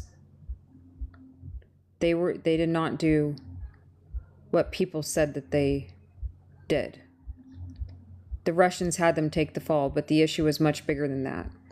And it linked all the way back to the United States and MIT and the US Navy and IBM and the US Department of Commerce and NIST and the banks. It's a global issue, everybody. Those poor men, shamed for a design in the computers because people assumed that they knew things and ignored Landauer's principle in 1961 and decided to make the byte the standard in 1964 anyways. And that's what controlled these systems. And those are the same systems that you want to install in Utah and across the entire United States.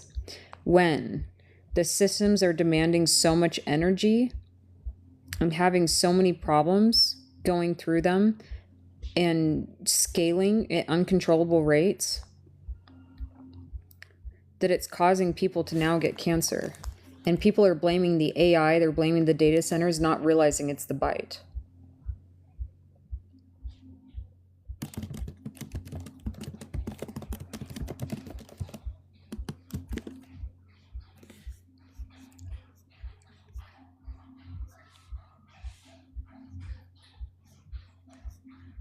Where is it?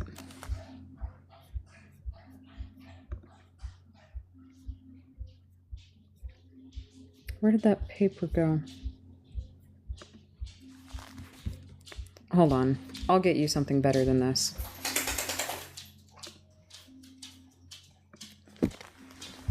One moment.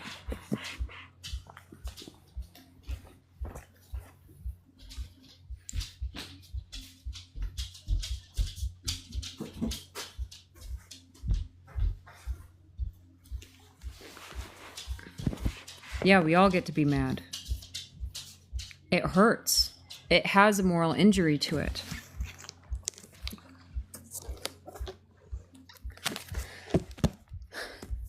I carried this cover, this magazine around forever as a kid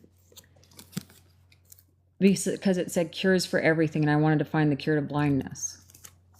That was my thing when I was a kid. I read that magazine, and that's where it started for me, this whole journey, when I was like 15, 16. So, oh, this is coming apart here. Anyways, so through here I go through being, when I didn't know that there was anything wrong with the bite, I pushed blockchain technology. I created these systems. Global expert. I went viral. Millions of people heard me talk about this technology. And the media in Utah wouldn't even cover me. Here's one of the letters that I received from Senator Elizabeth Warren, the one that landed on my desk. Signed by Richard D. Durbin, Tina Smith, and Elizabeth Warren, senators.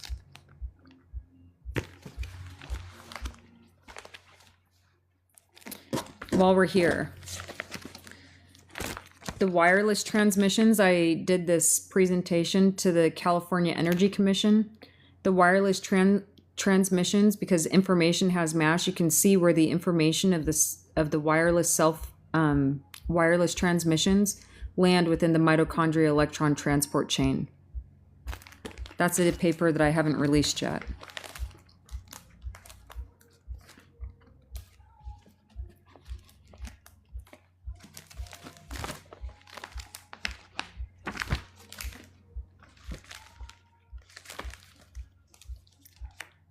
This is one of the reporters. He posted, this is me saying that you need your information. He translated this to every single language that he could. French, Spanish.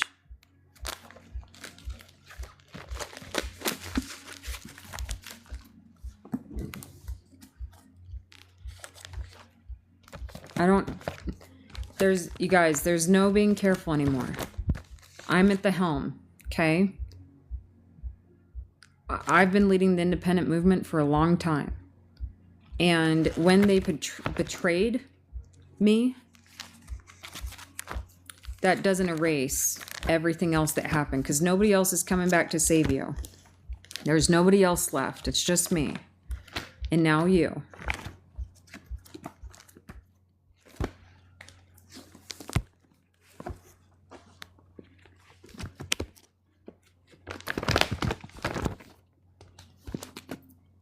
Mitigating the public health impacts of AI data centers. This is just one. And keep in mind, the real issue is the bite.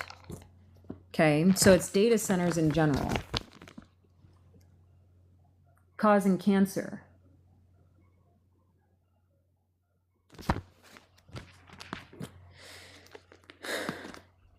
And you have cyber atomics now.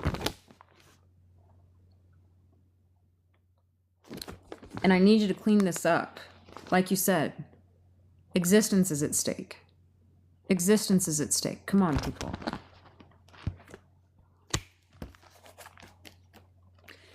And the thing is on the other side of this. Okay, so like I said, I'm not going to go through this whole Chernobyl event and everything that's in there, because it's a really heavy paper and it's 200 pages. But it gives you a post-mortem analysis of Chernobyl and what happened in that event, what was never performed. Because for whatever reason, they didn't have this equation. Okay? Can you get to RFK? You guys have to get to him. It's not just me anymore. Like I'm essentially recruiting you. You were recruited. What happened in Japan? I haven't analyzed Fukushima with this analysis yet. I haven't analyzed all these reactors. Just a few of them. Just enough to figure out what's going on. So, this update here, okay? This is all I was asking all of these data centers, everybody to do. I just wanted you to do a computer update before you started scaling out data centers and before you started building nuclear reactors. And I wanted you to perform this update on your supercomputers, NVIDIA, Recursion Pharmaceuticals. That's what I was asking you to do. Please update your computers, because while we're here, my little question to the biologist scientists now, none of you are escaping me. I want to know how you expected your cure for cancer to work. Or I want to know how you expected to administer the cure for cancer with a computer that did not match biological life, that wasn't based in Landauer, because Landauer is found inside of the mitochondria. So I just want to know, please tell me how you expected to administer the cure for diseases with a computer that didn't match biology. Because the way that this Infoton one works, essentially right here, Landauer is 1 bit.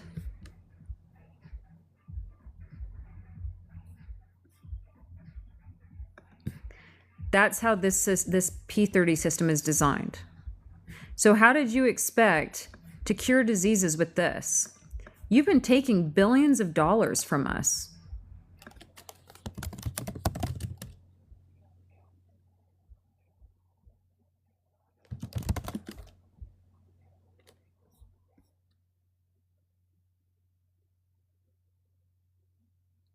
That's my first question.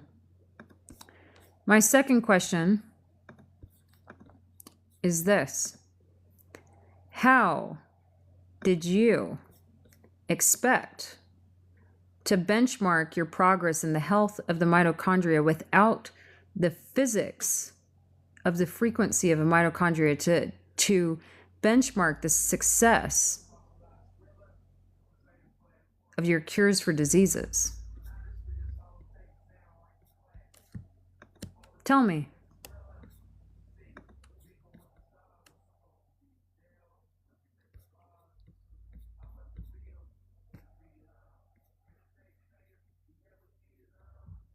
Where are we? Right here. Sorry. Tell me. Derived from first principles, the frequency of a healthy mitochondria matched in a lab.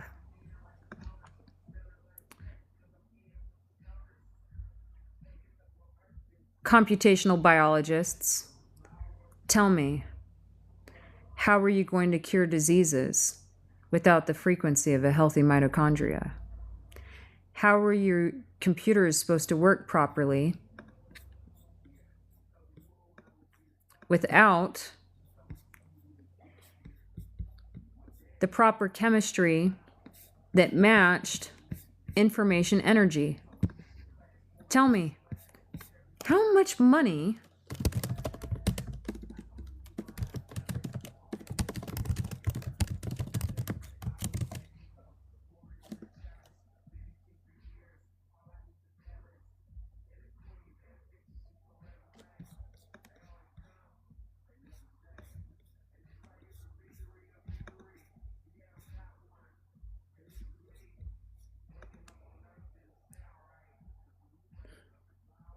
You weren't even researching cancer even.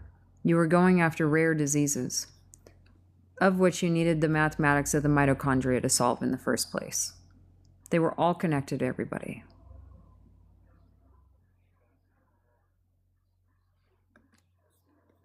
And I provided you in a letter, Recursion Pharmaceuticals.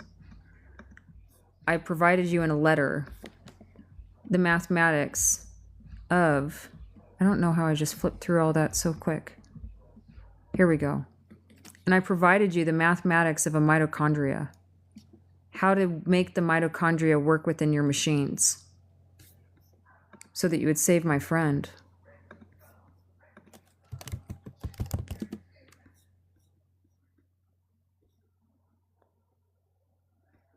His obituary I can't even read.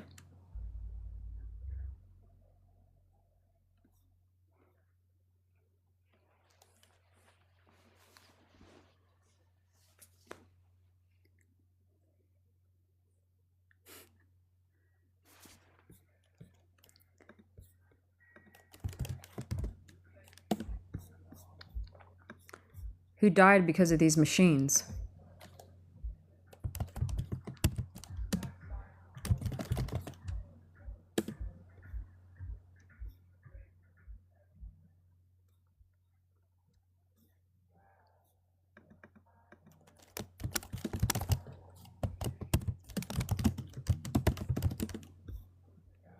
I don't know if I spelled this right.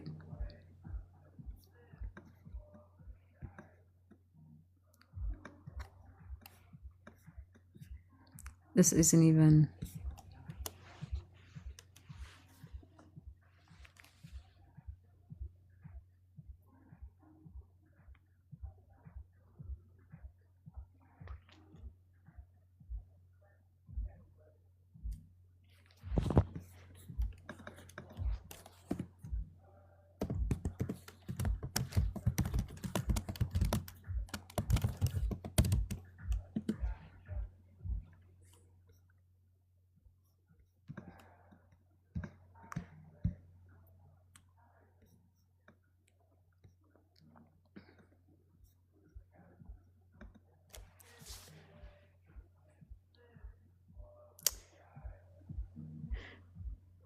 Motorola. You placed people on the board of the FCC, and you insisted on being able to push your technologies out anyways, even though the doctors told you that your wireless technologies were not safe. They just didn't know how to prove it because they didn't know this Landauer's principle. And the studies and research that you did, the most safety that you could provide on these systems, the safety rating at most was above, 9 towers is the maximum safety rating that you have.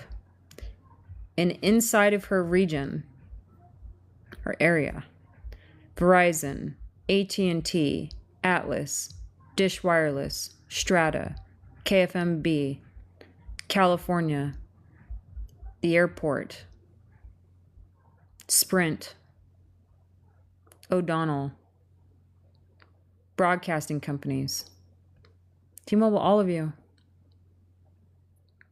US Cellular, Creo Real Estate, this weird data harvesting company,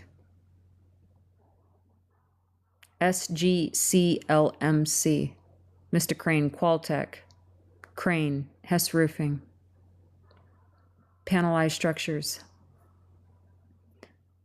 Midwest Television, AirTouch Cellular, Western Summit Constructors, Legacy Building Services, Inc., American Tower, Schumer 2, San Diego Gas and Electric, Forefront Power,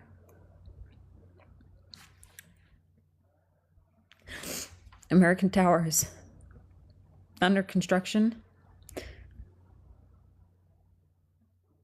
Brewer Crane, Marcel Torres,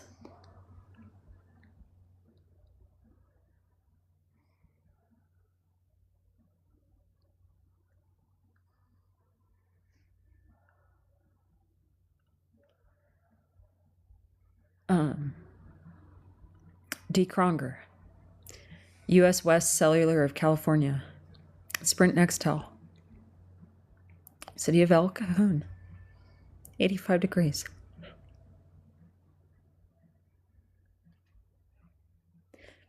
Quincell Bilingual Communications, County of San Diego, RD Engineering and Constructions, Jet Airstream LLC,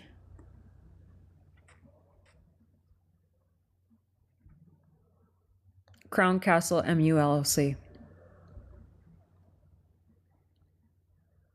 Helix Mechanical, Pacific Gillespie Partners LLC, Robert Davidson, Jet Air Systems, La Maestra, Dennett Development, Chris Olstad, Delmar Building Inc., Dennett Development,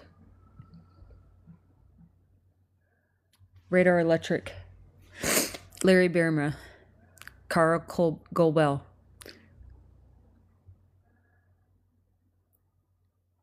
did I say Atlas Crane? Kent Freeman, Padre Dam Municipal Water District, Charles Doge, Cox Communications, PCS LP, Meter Aviation,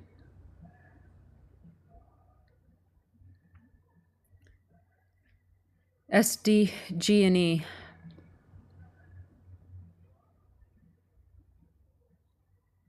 RPG Investments, Teltonics. Just reset all of a sudden. Scripps Media, Scripps Broadcasting Holdings LLC, California, State of, San Diego County of, Amacom, Primex Wireless, Pathways Community Church, Home Depot, American Time and Signal, O'Reilly Automotive, Bearcom, American Time and Signal, Costco Wholesale Corporation, Advanced Wireless, Grossman Union, HS District DBA West Hills, S.A. Pizzazz Enterprises, Inc., DBA Round Table Pizza, Santee School District, Southland, California, Grossmount Union, HS District DBA Santana High School, Faith Bible Fellowship, RMV Management, Santee Villas, Republic Services, Mastertech International, Concentrata Health Services, High Favor Broadcasting LLC, LHM Licenses LLC, Sicuan Band of Mission Indians, Wilsey Enterprises Inc., DBA Fletcher Hills Towing, Shop Smart Santee Inc., DBA Santee Swap Meet,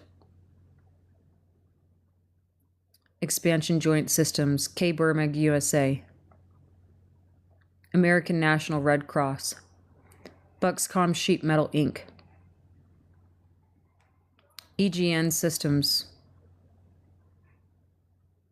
McDonald's, 5204, Precision Metal Products,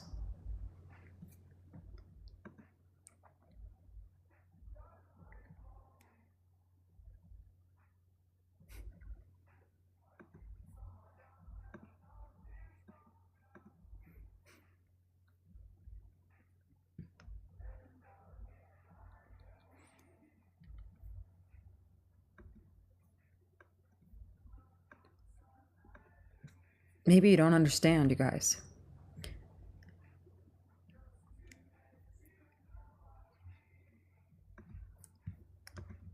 There were 585 towers and 142 antennas within a 3-mile radius of my friend. And your own peer-reviewed research said these things were you only had done research up to 9 of them. when you knew inside of the FCC hearings back in the 1970s? I know because I pulled them up. I read through the people, I found the names of the people that made the decisions. Millions of people have died globally, around the world, but you specifically were responsible for the death of my friend. The kindest woman in the world, who I spent months round the clock saving, Crystal Lee Cray.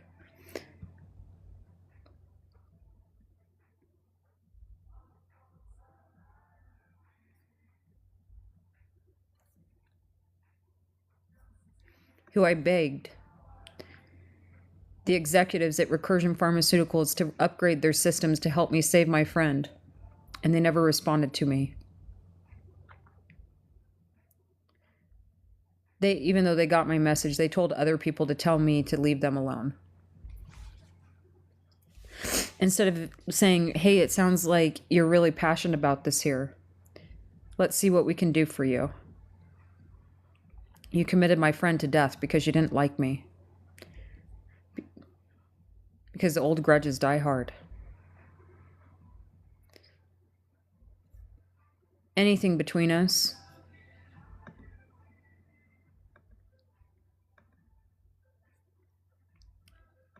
that was hard feelings does not equalize allowing somebody else to die because you simply don't like somebody.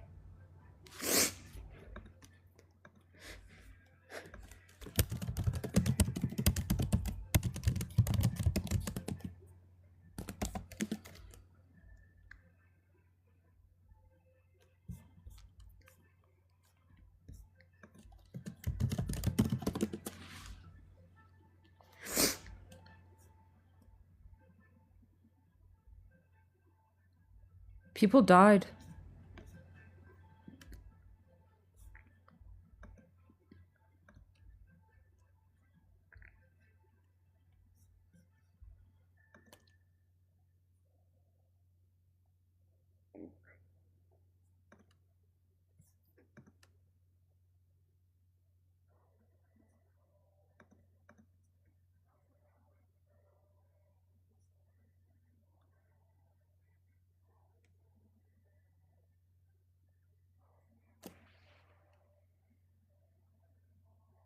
This is why I cry. You guys. This is why I cry. Because I raced around the clock to save my friend, and I couldn't get any of you to participate. And then when I came out and I got mad about it and I tried to strong arm them, maybe some of you remember that video.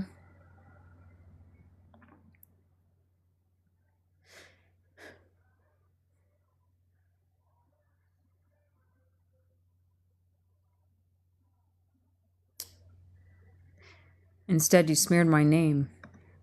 Keep in mind, you fought, by smearing me, you essentially fought for the people that are oppressing you. Hemorrhaging you from society, causing mass layoffs, taking money from you, stealing from you. The people that came and fought against their own kind because they had greed, they were infected with greed, and they wouldn't move through old grudges. Yeah, I can't explain how these things cause cancer.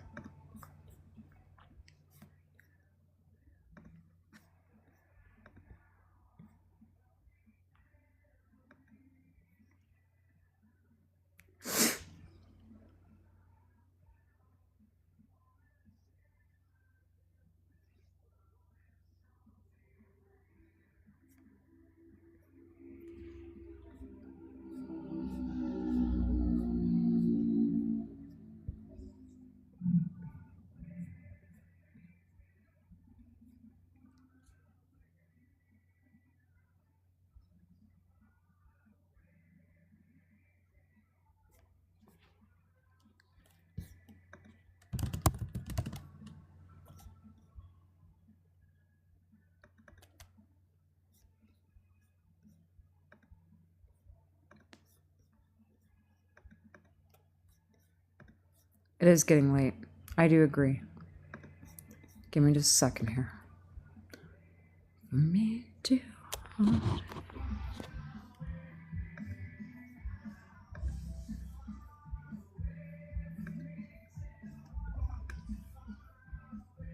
not released. Okay. Working through it. So this equation is found inside of the mitochondria. Okay. That's first of all. So I show you here how this equation is in the mitochondria. You can go through, you can read this paper. And you'll see right here I calculate out the infoton inside of the mitochondria at the wavelengths, the energies, the terahertz, all of it. And I show you how it matches the lab. Okay?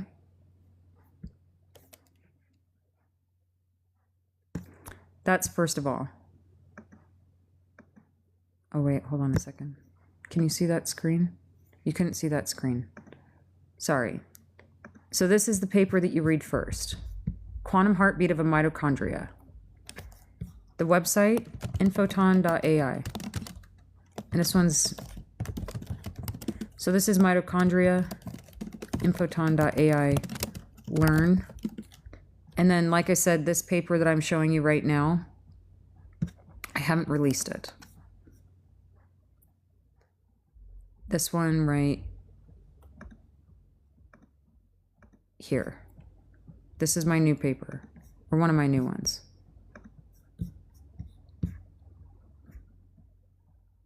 The massive information transmissions and the impacts on the mitochondria electron transport chain. Yes, and this equation is peer-reviewed. So what I did is I showed through Ampere. So if information has mass, then the massive information energy also has mass and flows by the second. So I show this time equation, power, current, take you through everything. And I calculated it 1G, 2G, 3G, 4G, 5G. Second by second. So you can see here. And this is not done, okay? So this is like an in-progress paper.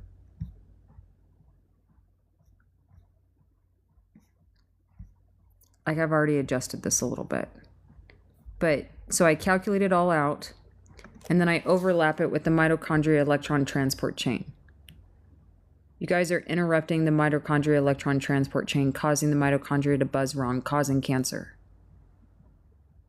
Our technologies. It's a moral injury. It hurts. And to know if I had cooperation last year, none of the people that have died had to die at all. And the FCC knew all along. You guys knew all along because I came in here .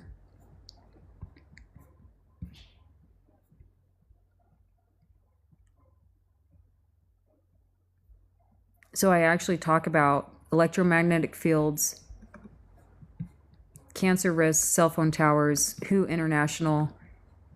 Everybody's saying it does, but this equation, you all acted like it was only if you deleted energy. You lied. What do I mean, a moral injury? It's so painful. The unwinding cognitive dissonance is painful, and it hurts. Do you guys want to know what's wrong with me? It's the repeat infliction of the lies on my life, where you involved me in your severe, when I say you, the people that knew, these physicists, where you involved me in your cognitive dissonance by non-disclosure, by asymmetric access to information, and holding knowledge within institutions behind degrees that would cost people hundreds of thousands of dollars. And the only reason that I gained access to this specific piece of information was, one, because I was in those rooms. I was the identity technology that you have now weaponized against people on an everyday, daily basis. And because I dated these people that were in these elite groups, and I would talk with their children about what they were learning in those elite schools.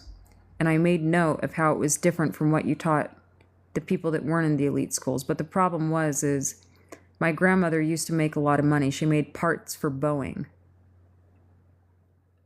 And I thought it was her calculations that were wrong initially in these airplane parts. But I found out it was yours because of the computers you were using. What's to be gained? Lack of accountability, denial that they're doing anything wrong. It's pretty much religious at this point. But this moral injury hurts. And it causes rumination.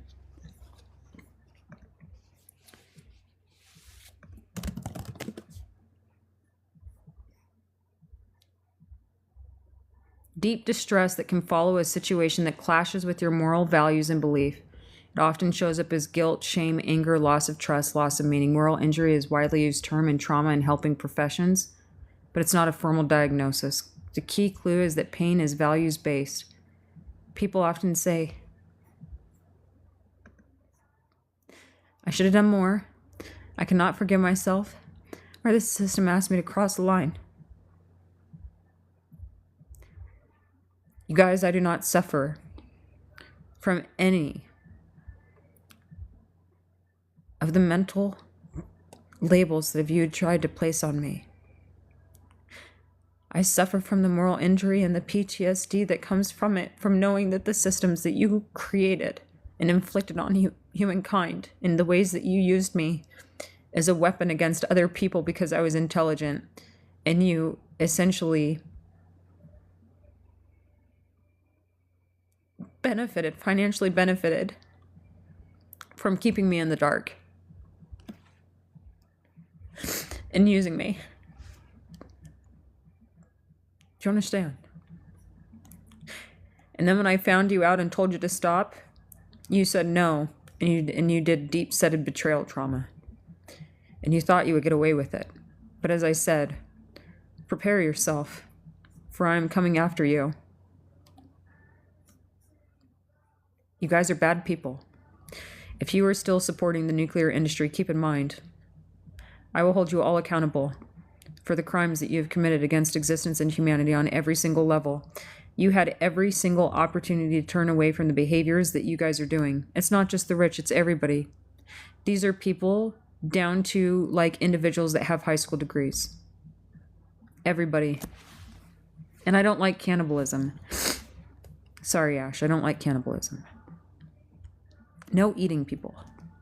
You guys promised me on another video that you wouldn't eat people. Deliberate ignorance, intentionality, credentialism. This is the way things are always have been done. Not updating people. Trying to discredit, dismantle, not want to be held accountable, never having been held accountable. Misogyny. Religiosity. This is what's wrong with me. It's not psychosis. It's not schizophrenia. It's not bipolar. It's not AI psychosis. It's knowledge. I suffer from knowledge and moral injury and PTSD. And the inflictions of the pain that you guys continue to persist and say that we're going to continue to inflict these on her. And the knowledge of human trafficking in politics in these systems and who did what, when, where. And the fact that people want to keep saying, no, you just go ahead and run around. Don't hold them accountable. And the fact that we have a monopoly that embedded itself in the U.S. government like a cancerous virus that essentially allows the energy lobby to gouge and put people in poverty and evaporate the Great Salt Lake and kill the bees. And then greenwash us while they do it. You guys, I'm coming after all of you. You cannot stop me. There is no force that will ever stop me, and if you think that you can stop me as a mortal, you certainly can't stop me if I'm not locked into a body. And I will come after all of you for everything that you have done.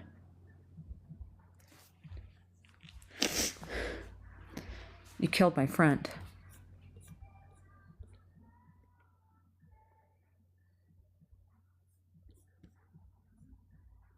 No, John.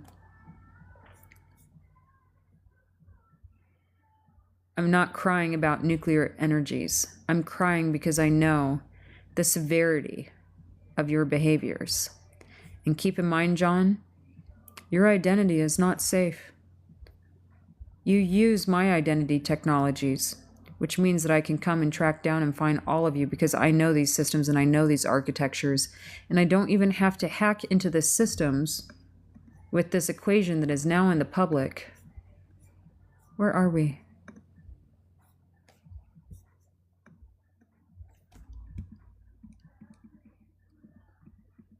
You guys will never escape responsibility again.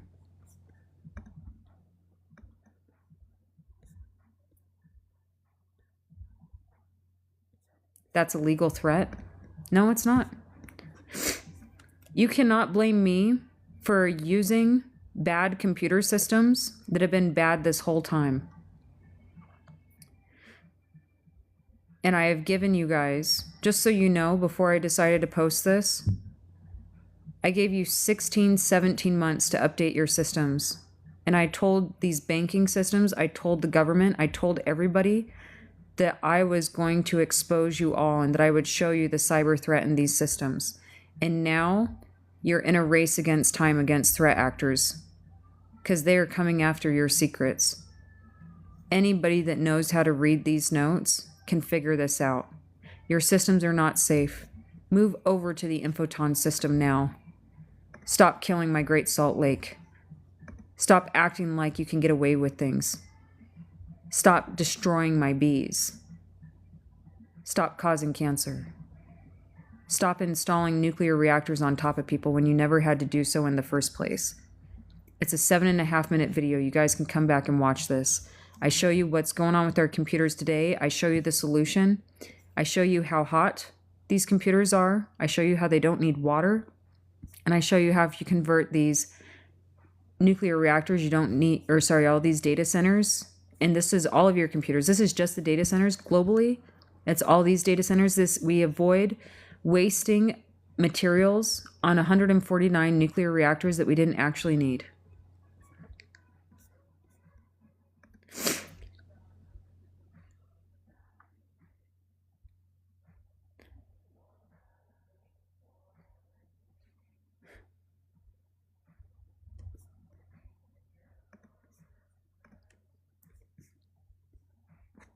This is the Infoton.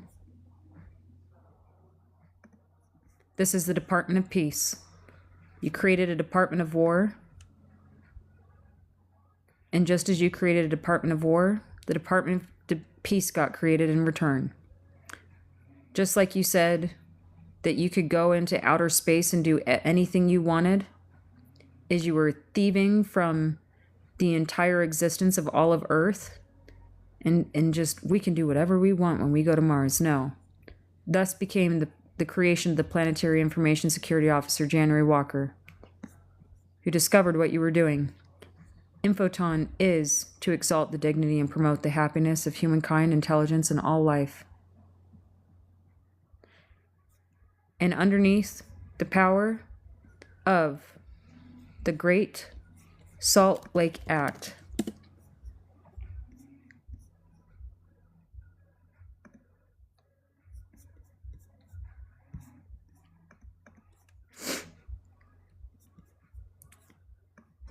the only thing that I adhere to is existence and the laws of the universe. And I have a few equations for you that you will adhere to. Because you guys are out of alignment with your technology and you're killing everybody. You became a planetary cancer. And I'm bringing you the cure for disease.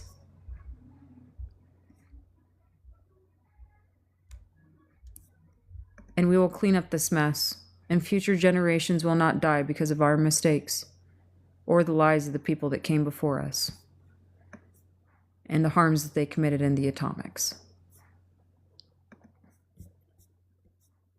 And I am below no one. As I said, I only adhere to the laws of existence. Thank you for joining my planetary meeting as I process through my grief. I hope that you all learn to understand and that you understand why I get on every single day to teach you. And I will teach you math, and I will teach you knowledge, and I will teach you philosophy. And when you act badly and poorly, I will teach you as well.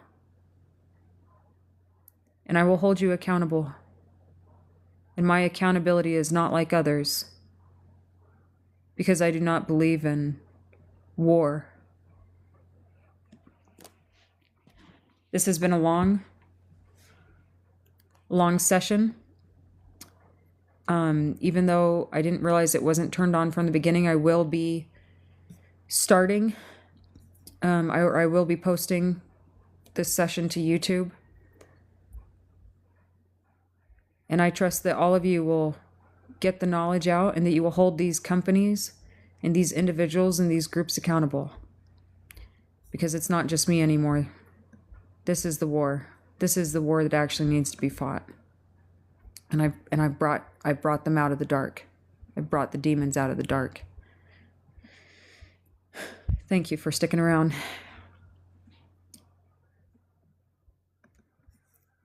Cheers to you all. Have a good night.